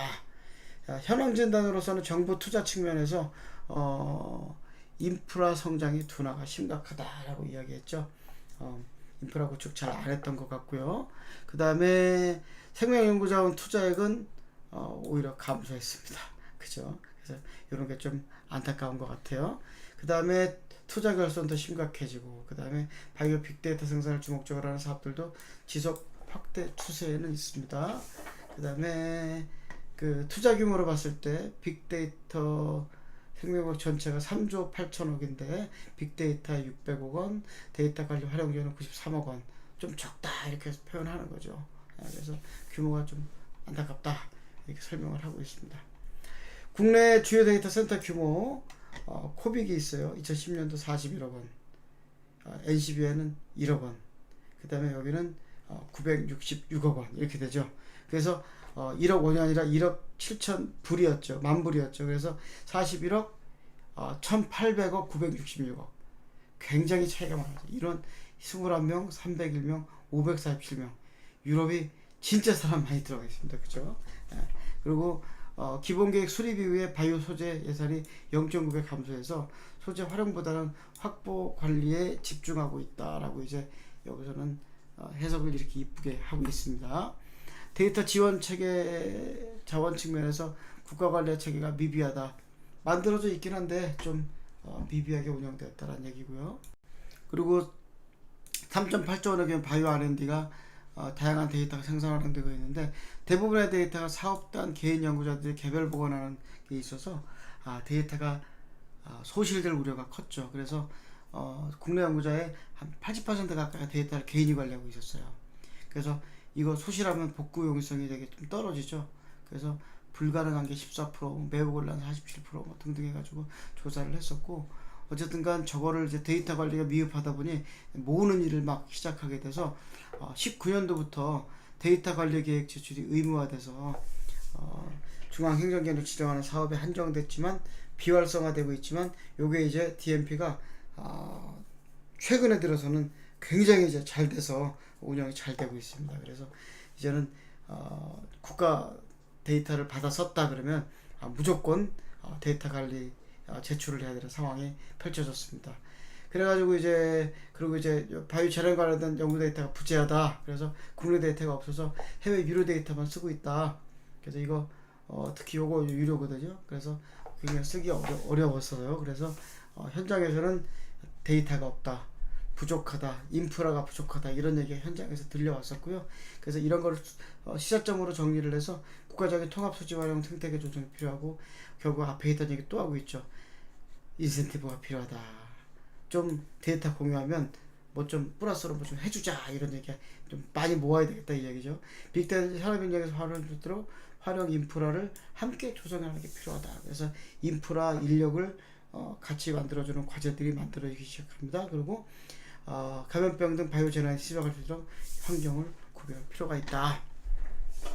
실물 소재의 경우에 이런 식으로 이제 지원되고 있고, 근데 신소재 개발 서비스 제공은 역부족이다, 이런 얘기를 이제 하고 있고, 현장에서는 코비드 등등 해가지고 좀 필요한데 소재 기본 정보가 부족하고, 수입할 때 멸차가 부족하고, 연구시설이 다 대학에서 갖추기가 어렵기 때문에 공동실험시설이나 실험 대행 서비스가 확충되면 좋겠다. 굉장히 좋은 의견 중에 하나입니다. 그 다음에 중국에서 원숭이 실험 대행시키고 있는데 주요 연구 정보가 중국에 남게 된다. 우리나라에서는 키울 수가 없어서 되게 어렵죠. 오창에서 사고가 났었죠. 우리 영장주 3번이나 다 죽는 그런 사건이 있었어요. 그 다음에 자원 빈국인 우리나라에는 외국 자원을 반입해올 수밖에 없는데 절차가 다 달라서 굉장히 어렵다. 그래서 굉장히 좀 쉽게 만들어 보자, 이 얘기해서 뭐 저 같은 경우는 미리 신고하고 이렇게 하는 걸 해봤더니 최근에는 굉장히 쉽게 잘 되는 것 같습니다. 그 다음에 이제 외국 소재 자원 자금과 원활하게 유사시에는 다르다. 그래서 주요 자원을 확보 공급할 수 있어야 한다 해서 얘기를 하고, 시사점 이렇게 정리를 잘 해놔서 자원 공급 자립화, 질적 영향이 필요하고, 그 다음에 규제 개선, 활용 지원 서비스, 국내 자립 기반을 신속히 마련하자, 이런 얘기들이 했고, 그렇다 보니까 저희 혁신 방향으로서는 바이오 연구 데이터 센터, 바이오 연구 데이터 국가 통합 시스템 통합 수집 활용 환경을 조성해서 성과 창출을 지원하자. 소재는 소재 자원은행 및 부처 간 자원 정보 이거 했던 거를 활용을 본격적으로 지원하는 일을 하자. 그래서 이렇게 3차 계획 때 제고 얘기를 하면서 본부처 협력해서 인프라 조성하고, 그 다음에 컨소시엄 형태로 전문성 효율적 제고한 인프라를 운영하자.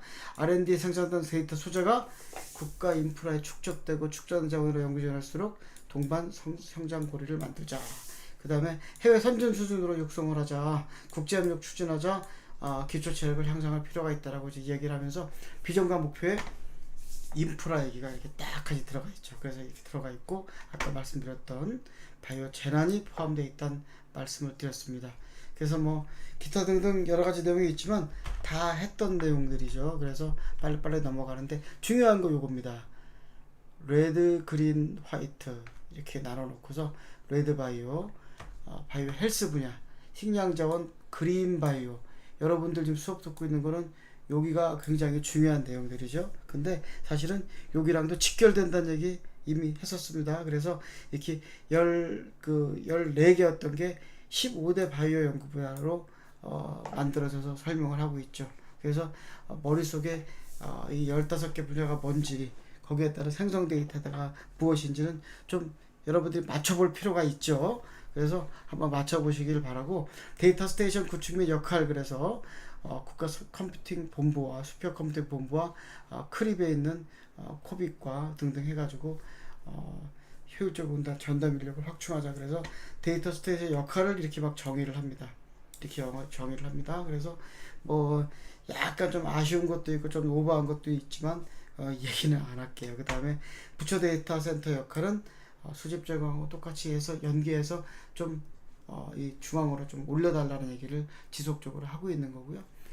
올릴 때 쉽지 어려우면 좀 안 되니까 수요자 친화형으로 데이터를 수집 제공 시스템으로 해서 좀 필요한 건 좀 먼저 좀 수집 제공하자는 얘기를 하고 있고 지속적인 데이터 수집을 위한 관리 제도도 마련하고 그 다음에 데이터 생산자별 역할 그래서 막 세분화시켜 나눠놓고 데이터 등록 기준화를 만들어서 연구기관으로 데이터를 만들면 무조건 등록하게끔 만들기 시작하는 겁니다. 그래서 이런 식으로 해서 데이터 등록 확인, 데이터 등록 기준 이런 것들을 만들어가면서 작업을 했고 공개 기준안도 만들고 데이터 표준화 개념 및 방안도 만들어서 이렇게 해서 추진 일정에 맞춰서 작업이 들어갔었습니다.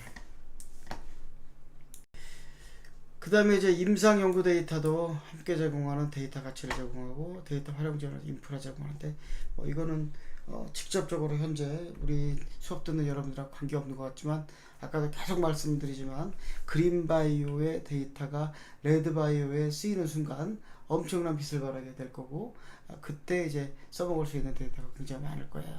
데이터 활용 지원 인프라 제공해서 등등 이제 포함시켜 놓고 소재 정보와 연계 추진하는 게 좋겠다. 그래서 소재와 그 다음에 데이터를 연계시키는 방안을 얘기하면서 소재 활용 촉진, 그 다음에 14대 소재 클러스터, 그 다음에 수요 맞춤형 클러스터 전략. 그래서 아까 14대 소재, 15대 소재 막 왔다 갔다 하죠.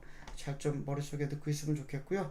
소재 신뢰성 확보의 품질 관리 방안, 그 다음에 혁신형 R&D 촉진과 연구 지원을 강화하겠다. 그래가지고 이렇게 소재 분야에 이런 식으로 이제 정리를 하고 신소재로서 이름 넣고 그 다음에 정보까지 포함해서 이렇게 생명자원 활용을 될 수 있도록 이렇게 만들어주면 되게 좋겠죠.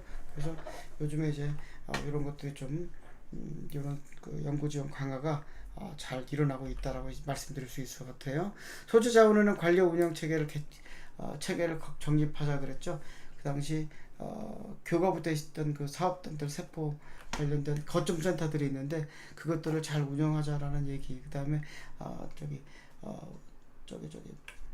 다른 부처 같은 경우에도 예를 들면은 뭐 해수부라든가 이런 데도 똑같이 그런 운영 체계를 좀 똑같이 환경부에서 교과부에서 하듯이 이때 이제 과기부에서 하듯이 나눠서 저렇게 하자는 얘기가 잘 진행이 되고 있습니다. 그 다음에 국제환경 대응을 위한 국내 환경 정비를 하고 그 다음에 호혜적 국내 협력을 통해서 유용자원을 지속적으로 발굴하자 라고 이제 이야기를 하고 있습니다. 그리고 이제 바이오 연구 소재 보급 활용 체감 규제를 경감하자라는 이야기를 해서 좀 법률에 근거하지 않고 유권의 세계에 근거한 규제 발굴 및 개선을 좀 해서 이렇게 연구하겠다 그러면 웬만하면 이제 도와주고 법률에 근거하지 않은 수입 고시 금지로 가축 병원균 유통이 중단된 사태 이런 게 있었기 때문에 이런 것들을 좀 하자라고 이야기를 하고 있습니다.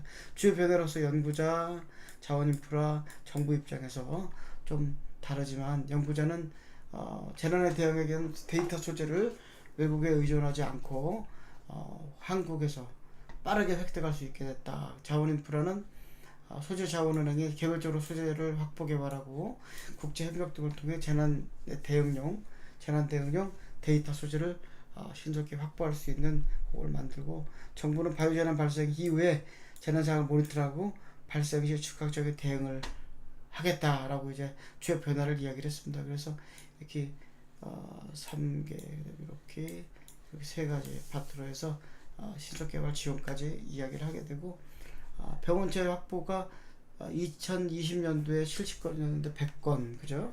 바이오재난 대응 데이터베이스는 2020년도 0건이었는데 지금 이제 5건으로 이제 대폭 늘어났죠. 더 많이 됐으면 좋겠습니다.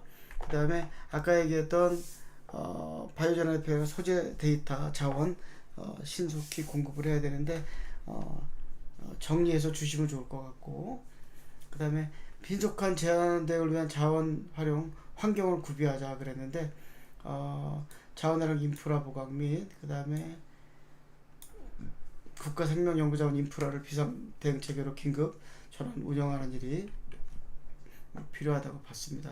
그래서 지속 가능한 민간 협력 기반을 아까 맨 처음에 설명했던 것처럼 정리를 하고 범부처 협력체계 공고를 하기 위해서 범부처 협의체를 이제 운영을 하게 되는데, 이거 뭐 이제 민간 공동위원장과 사업참여부처 국장 관계 전문가로 구성된 그러니까 아까는 과장 중심이었는데 국장 중심으로 바뀌었죠. 그래서 이렇게 협의체를 구성해서 주요 사항을 결정해보자 라고 이제 이야기를 하고 있습니다. 그래서 협의체 기능 및 역할 안으로서 이런 것들을 이제 제시를 했습니다.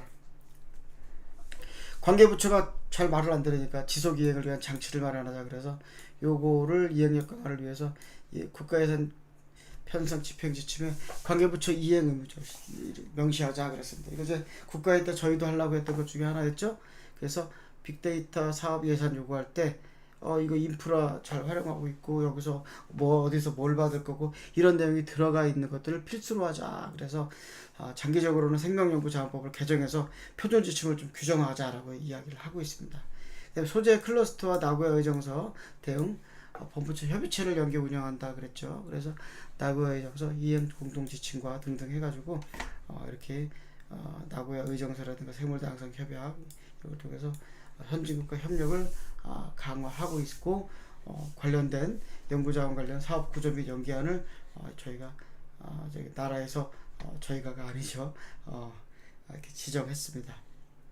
그 다음에 생태계 조성 얘기가 있죠. 산업 기반 조성, 협력 시스템 생태계 조성, 그리고 산학연맹 협력 증진을 통한 소통 채널을 가동하자. 그래서 작업이 됐습니다. 그 다음에 데이터 사이언티스트 육성하고 소재 활용 지원하고 등등 해서 데이터 기반의 R&D 환경을 조성하고 바이오 소재 자립률을 제고해서 국가의 생명자원 연구에 활력을 가져와 보자. 그래서 향후 5년간 이렇게 하겠다라고 정리를 했던 겁니다. 관리, 등록, 서비스 플랫폼 인프라, 소재 자원 분야로서 이렇게 클러스터 발전위원회 범부처 협의체 해놓고서 연도별로 이렇게 해서 소재 자원 분야로 해서 설명을 했는데 좀 잘 안 맞는 것들도 있죠. 그 다음에 이제 20년도에 생명연구자원 관리 시행 계획을 만들어서 이렇게 했다. 아까 그 얘기고, 바이오 연구 데이터 주요 목록을 이제 정리를 해놓은 겁니다. 그래서 신약, 의료기기, 뇌각, 바이오 저제, 혁신융합, 융복합, 보건 이렇게 나와 있고, 뭐 종자부터 시작해서 환경바이오까지 다 나와 있는데 이런 것들 데이터를 어디서 얼마나 보관하고 있나를 다 정리를 한 겁니다. 그리고 산학연 설문조사 결과도 활용을 했고요.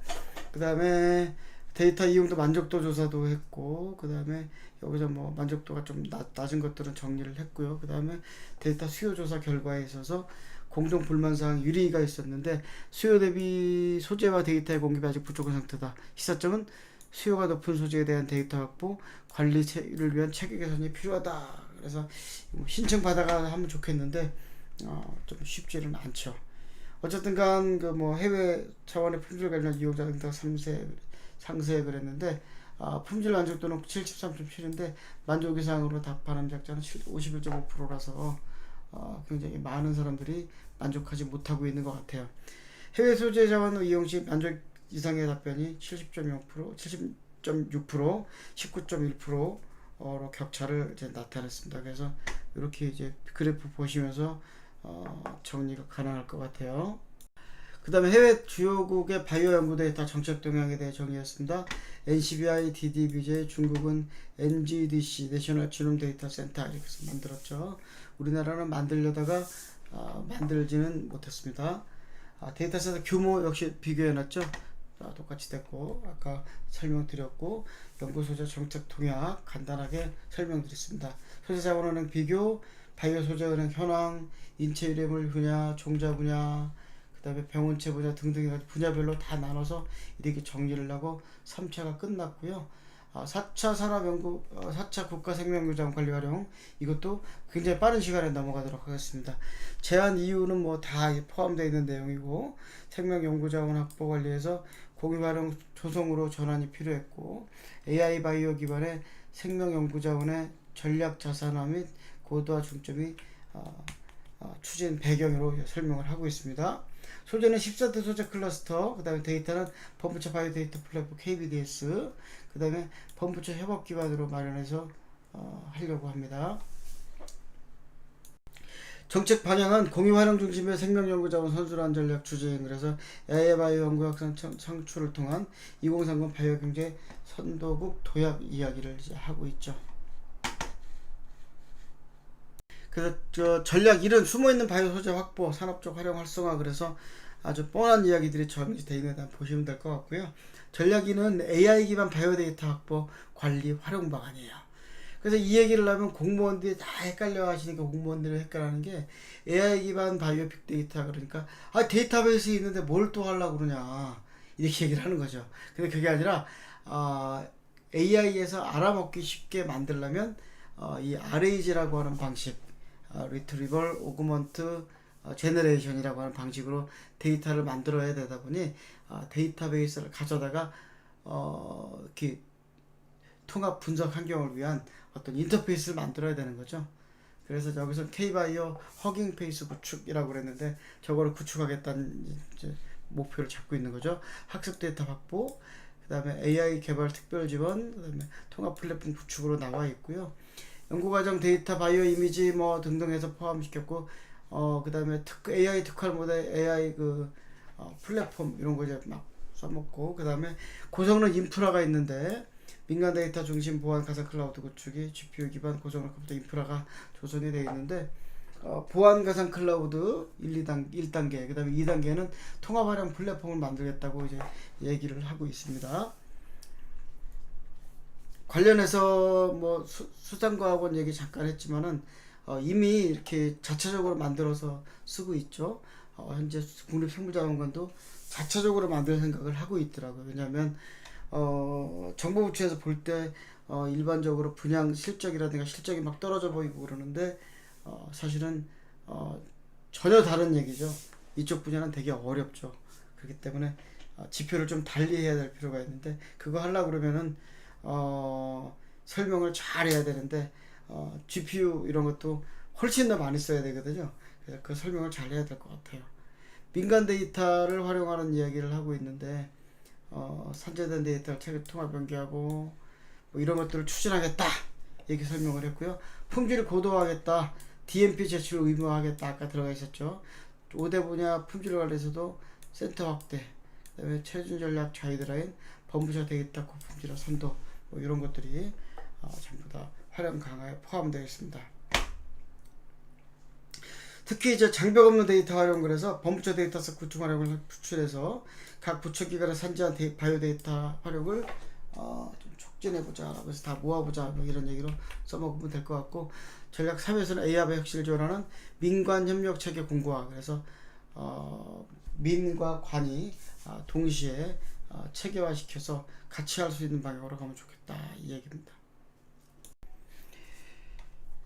기타 뭐 참고사항이 있는데 관계부처 협의와 과학기술 기본계획 및 유관 계획과 간 연계성 검토를 결과하자 그랬고, 뒷내용은 여러분들이 쭉 읽어보시면 돼요. 그래서 앞에 있던 1, 2, 3 내용과 뭐 크게 뭐 이렇게 바뀌는 건 없는데 4에서는 AI 얘기만 조금 들어가죠. 그래서 요 파트 AI 확산, 이 부분 여러분들 잘 보시면 될 것 같고, AI가 도입되니까 과거에 못 써먹던 데이터를 쓸 수 있게 된 게 되게 많습니다. 그래서 공유 활용 파트 요거 읽어보시면 되죠. 그래서 잘 좀 읽어주시고요. 정부 종합계획 관련해서 계획 해가지고 작업해놨고, 아까 15대 연구 분야 15대 RGB 나눴고, 여러분들은 특히 요거 중요하다는 얘기 했죠. 그 다음에 바이오 소재는 14개로 바꿔서 여기 지금 이렇게 잘 나눠놨죠. 한번 참조해서 보시면 좋을 것 같아요. 이거 사실은 빅데이터 갈 때 사실은 이거 별 의미는 사실은 없어요. 왜냐하면 이거 레이블링 하는 것도 AI가 다 할 수 있기 때문에 큰 의미는 없어요. 다만 이렇게 처음에 나눌 때 이 과학자들이 굉장히 많이 고민을 해서 만든 거고요. 이거 그냥 만든 게 아닙니다. 한 1년, 거의 1년 반 이상 했던 것 같아요. 과학자들이 모여서 이 작업을 했는데 불구하고 일부 마음에 안 드는 게 있지만 어쨌든 간 굉장히 고생한 거라서 우리가 표준으로 일단 받아들이고 쓰는 게 맞을 것 같아요. 그 다음에 이제 기획 추진 체계 마련하고 참고사항으로서 뭐 그동안 추진 상세 경과 내용, 그다음 글로벌 동향, 연구 환경 동향 나왔는데, 연구 환경 동향에서 AI가 나오면서 요 얘기가 들어갔죠. 단백질 3차 구조 예측하는 거 불가능했는데 매우 높아져서 써먹을 만하다. 그죠? 어쨌든 간 논문수, 바이오 논문수 보니까 한국이 어딨나요? 한참 맨 밑에 있네. 그죠? 그죠? 굉장히 인용도는 그래도 많이 올라간 것 같아요. 그래도 AI 바이오 그 연구 자체는 그렇게 많이 딸리지는 않는 것 같습니다. 그 다음에 언어 모델 발굴 활용면은 417 LLM을 잘 안 쓰시는 것들 같아요, 국가에서. 그래서 바이오 논문 순위를 이렇게 나눠볼 수 있었고요. 그 다음에 바이오 소재 특성 정보 연계 및 고품질화로 활용도를 제고할 수 있다는 얘기를 했고, 그 다음에 고품질 바이오 데이터를 확보해서 AI 활용 등 지원을 확대를 하겠다라고 이제 설명을 하고 있습니다. 그래서 빅테크 기업 AI 바이오 해외 주요 성과들이 이렇게 나와 있는데, 알파폴드, 그 다음에 니모, 바이오니모, 그 다음에 AI 사이언티스트라고 그래서 이거 굉장히 각광받고 있죠. 그래서 AI 실험실에서 만들었는데, 멀티모달을 이해하고 AI 연구 에이전트의 진화상을 보여주는 그 대표적인 사례가 되겠습니다. 그래서 그 다음은 제3차 기본계획 주요 성과에 대해서 이야기했는데, 바이오 소재정보 통합 플랫폼 바이오1이라고 하는 걸 이용해서 통합운용 체계를 구축했었던 이야기를 비롯해서 14개 14대 소재 클러스터와 바이오 소재정보 통합 플랫폼 효율적 운영 구축 이야기가 이제 들어가 있습니다. 그래서 바이오 연계 정보, 연계 제공한 정보 현황이 들어가 있습니다. 그리고 이제 분양 활용 계획, 분양 활용했던 이야기들, 그 다음에 사업화됐던 해서 일부 성과 창출됐던 이야기들이 나오는데, 여기 지금 산돌배에서 호흡기 관련 유형 활성 탐색으로 산돌배 추출물이 포함된 숨길 케어 리뉴얼 출시, 뭐 요런 거, 그 다음에 탈모, 그 다음에 잠 잘 자게 하는 숙면환, 이걸 이제 야생생물 클러스터 이런 것으로 이제 만들어진 것들을 좀 성과로 이제 내어놓고 있습니다. 그리고 BSL3 관련된 현황을 이렇게 보여주고 있습니다. 그래서 전체적으로 BL3 시설이 이제 95개 정도로 이제 나와 있죠. 굉장히 그동안 많아져서 BSL3 시설이 운영되고 있음을 확인할 수 있었고, GLP 시설 같은 경우도 28군데나 만들어져서 이제 운영이 되고 있는 현황을 보여드리고 있습니다. 데이터 관련해서는 KBDS와 코리아 바이오 데이터 스테이션 KBDS 관련해서 이야기가 나와 있고, 해수부의 마빅, 농진청의 나빅, 질병청의 코다, 그 다음에 기후부, 이게 환경부죠. 생물자원관 이렇게 포함해가지고 통합 연계 현황에서 데이터를 총괄하는 것을 하고 있고요. 데이터 등록 표준 양식 같은 것들을 만들어서 품질 관리 같은 것들도 잘 하고 있습니다. 그 다음에 분석 활용 서비스라고 해서 바이오 익스프레스 K라고 하는 그 프로그램을 지금 여기 교육도 하고 또는 분석하고자 하는 여러 기관들의 활용 지원도 하고 있습니다. 그래서 뭐 활용 지원 프로그램 건수가 매년 이렇게 한 50여 건 정도가 돼서 돌아가고 있습니다. 사실은 좀 더 많이 됐으면 좋겠는데 그렇게 많이 활용되고 있지는 못한 것 같아서 좀 안타까움도 있고요. 그 다음에 활용 분야는 AI 활용 신약 개발, 정밀의료 연구, 그 다음에 이런 데 필요한 그 유전체, 화합물, 이미지 이런 데이터가 높은 수준으로 공유되고 활용되고 있다고 합니다. 활용 인프라별로 구축 현황 보실 수가 있고요. 민관 협력돼서 민관 협력 관련해서 범부처 제도, 그 바이오 재난 대응 등 효율화를 위해서 이렇게 여러 가지로 애쓰고 있고, 인센티브 요 얘기가 있는데, 생명연구 자원법 개정 이렇게 법령을 정비해서 바이오 데이터를 등록하고 관리하는 근거가 되고, 데이터 평가 인센티브 등등을 명문화해서 이렇게 데이터를 잘 이렇게 업데이트하고 이렇게 제공했을 때, 등록을 했을 때 어떤 인센티브를 줄 수 있는 기반을 마련했는데, 실질적으로 어떤 식으로 인센티브를 줄지는 아직 저는 잘 모르고 있습니다. 어쨌든 그런 것들을 집어넣었다는 건 굉장히 중요한 내용으로 받아들일 수 있을 것 같아요. 그러고 나서 KBDS에 관련된 이렇게 주요 기능과 어떤 데이터를 제공하는지 등등이 들어가 있고, 또 소재 정보에 대한 통합 플랫폼은 바이오원이라는 걸 이제 만들어서 운영을 하고 있다고 합니다. 그래서 작년 7월 말 기준으로 제공 데이터들이 이렇게 들어가 있는데, 바이오원 메인 페이지를 이렇게 보면 들어가 있는데, 저도 아직 제대로 된 활용을 해보진 못했습니다. 여러분들이 관심 있으신 분들은 KBDS와 바이오원에 접속해서 한번 직접 살펴보시는 것도 권장을 드리도록 하겠습니다. 뭐 여러 가지 일을 함에도 불구하고 여러 가지 한계 및 시사점은 있는 것 같아요. 실질적인 유용 소재 자체가 좀 부족하고 해외 소재 자립화 문제가 좀 있죠. 그래서 법 제도 등에서 통합 정보도 부족하고 식물에 국한되어 있어서 동물 같은 것들은 잘 갖고 오거나 이런 걸 잘 안 되는 것 같고요. 사업화 같은 경우에는 배양 시설이라든가 생물안전연구시설들 수요는 높은데 사업화할 때 활용도는 그렇게 높지는 않습니다. 그래서 그 대표적인 BSL3 아까 97개가 있었는데 67개 시설이 수도권 이외에 설치되어 있어서 이를 활용한 스타트업 차세대 신산업 육성을 위해 활용 가능성이 앞으로는 좀 올라가지 않겠나라는 생각을 하고 있습니다.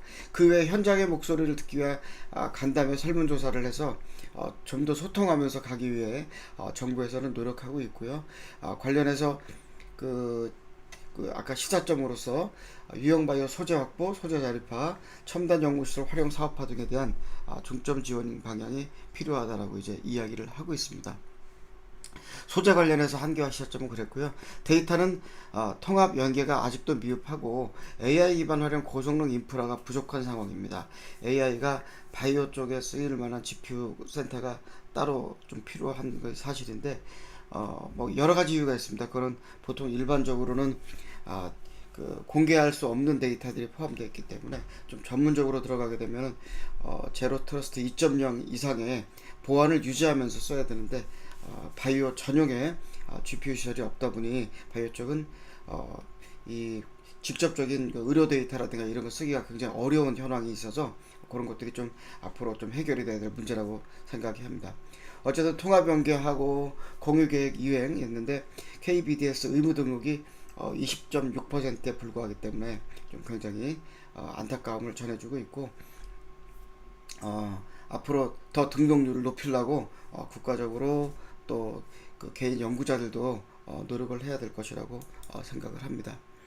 그 등록 현황 이야기고요. 그 다음에 인프라 같은 경우도 아까 GPU 컴퓨팅 인프라 부족한 얘기를 했었고, 인체 의료 데이터를 활용할 때 제3자 정보 제공 방식을 하고 있다 보니까 정보를 받는 대상을 복수로 규제하는 것이 명확치가 않아서 데이터의 공유나 활용이 곤란한 경우가 굉장히 많습니다. 그래서 이거 관련된 해결책이 필요하다라고 해서 이야기가 되고 있고, 기타 여러 가지 현장 주요 의견들이 있는데 여러분들이 쭉 읽어보시면서 참조하셔도 될 것 같고요. 데이터 소재 관련된 설문조사 이런 것들에 따라 정책 방향을 다음과 같은 추진 체계도로 만들어서 앞으로 AI 모델 개발에 활용할 수 있는 고성능 전용 인프라를 구축해서 지금의 데이터들을 이렇게 전부 다 합쳐서 우리가 AI에서 활용할 수 있는 데이터셋으로 만드는 게 굉장히 중요한데, 그대로 나가기 위해 추진 체계도를 그렸고, 관련해서 공유 활용 중심의 생명연구자원 선순환 체계를 구축하겠다. 그래서 이야기를 해서 아까 말씀드렸던 데이터, 소재, 민관 협력 관련해서 이야기를 하고 있습니다. 그래서 1, 2, 3, 4차 기본 계획을 이와 같이 이제 비교해서 집어넣었습니다. 소재, 데이터, 법제도, 그 다음에 성과, 에서 성과는 자원 확보와 자원 활용으로 나눠져 있고, 관련해서 이렇게 주제별로 전부 다 정리를 해 놓았습니다. 그래서 이제 비전과 전략으로서 국가생명연구자원 공유 활용으로 2030 바이오 경제 선도국으로 도약하겠다. 그래서 소재 활용률을 이렇게 올리고, 바이오 데이터도 3년까지 이렇게 올리고 건수로 이렇게 표현해 놨죠. 그래서 as is to be로 해서 목표가 확보 중심이었다면 공유 활용 중심으로 바뀌고, 정보부처의 일부 공공기관 중심이었다면 공공 민간 해외 영역까지 확장하겠다. 인프라는 등록관리 중심의 인프라가 아니라 AI 분석 활용 인프라로 고도화하겠다라고 이제 이야기를 하고 있습니다. 추진 전략으로는 숨어있는 바이오 소재 확보, 산업적 활용 활성화, 그 다음에 AI 기반 바이오 데이터 확보 관리 활용 강화, 그 다음에 AI 바이오 혁신을 지원하는 민관 협력 체계 공고화, 이렇게 이야기를 했고, 전략 1, 2, 3로 해서 AI 바이오 유용 소재 전략적 확보, 플랫폼 고도화, 산업적 활용 활성화, 그 다음에 AI 기반 바이오 데이터 통합 분석 활용 플랫폼, 빅데이터 확보, 데이터 관리, 빅데이터 활용 강화, 그 다음에 전략 3으로는 민관 협력 지원 체계 개편에 거버넌스 확립, 자원 인프라 지원 제도 혁신, 바이오 안보 대응 등의 내용을 포함하고 있으며, 추진 전략으로서 전략 1번은 숨어있는 바이오 소재, 아까 이야기했던, 그래서 2, 3, 4차에 이렇게 어떤 식으로 가는지에 대한 이야기와, 그 다음에 소재 클러스터에서 바이오원 산업계로 연결되는 축을 만들겠다. 그래서 성과 목표를 올렸던 것이고, 기타 등등 여러가지 자세한 내용들이 들어가 있습니다만, 이것들을 전부 다 여러분들에게 나열해드리기는 어렵기 때문에 4차 같은 경우에 여러분들이 자세히 좀 읽어보시면서 정리를 하시면 좋을 거라 생각이 듭니다. 그래서 지금까지 전부 내용을 이제 간단하게 정리하는 슬라이드를 이제 정리하면서 말씀드리도록 하겠습니다. 1차는 마스터 플랜에서 1차 기본, 2차, 3차, 4차 갔는데 1차까지는 실물 자원 대량 확보, 2차는 실물의 기초 정보, 3차는 데이터와 소재의 융합이었고요. 두 가지로 나눠지는 일이 있었고요. 네 번째는 AI 생태계를 완성하려고 하는 이런 방향으로 나아가고 있고, 이것들을 이렇게 정리를 했던 거죠. 그래서 4차에서 중요한 거는 바이오1이라고 하는 소재 기반의 플랫폼을 만들어줬고, AI 특화 모델 관련된 통합 활용하기 위해서 바이오데이터 KBDS가 이제 만들어진 이야기가 중점이 되었고요. 목표는 KPI 선진 7위권 진입, 그래서 0차부터 시작해서 지금까지 쭉 갔던 이런 내용에서 1차 기본에서는 인프라 팽창, 2차에서는 선택과 집중, 그래서 생명공학 육성 기본계획 5대 분야에 대한 얘기를 했고, 3차에서는 빅데이터와 클러스터의 도래, 그래서 연구 소재와 바이오 연구 데이터에 대한 이야기, 그 다음에 4차에서는 장벽 없는 개방형 AI 바이오 생태계를 만들겠다. 그래서 이와 같이 AI 특화 모델을 만들 수 있는 이런 방향으로 기능을 극대화하는 방향으로 가고 있습니다. 핵심의 축은 바이오 소재죠. 파편화되어 있던 것들을 원스톱 융합 플랫폼으로 잡아넣는 게 중요하고, 바이오 데이터 자체를 AI 특화된 융합 자산으로 만들 수 있도록 단순한 빅데이터가 아닌 AI에서 활용할 수 있는 빅데이터로 만들어가는 게 굉장히 중요하다고 생각합니다.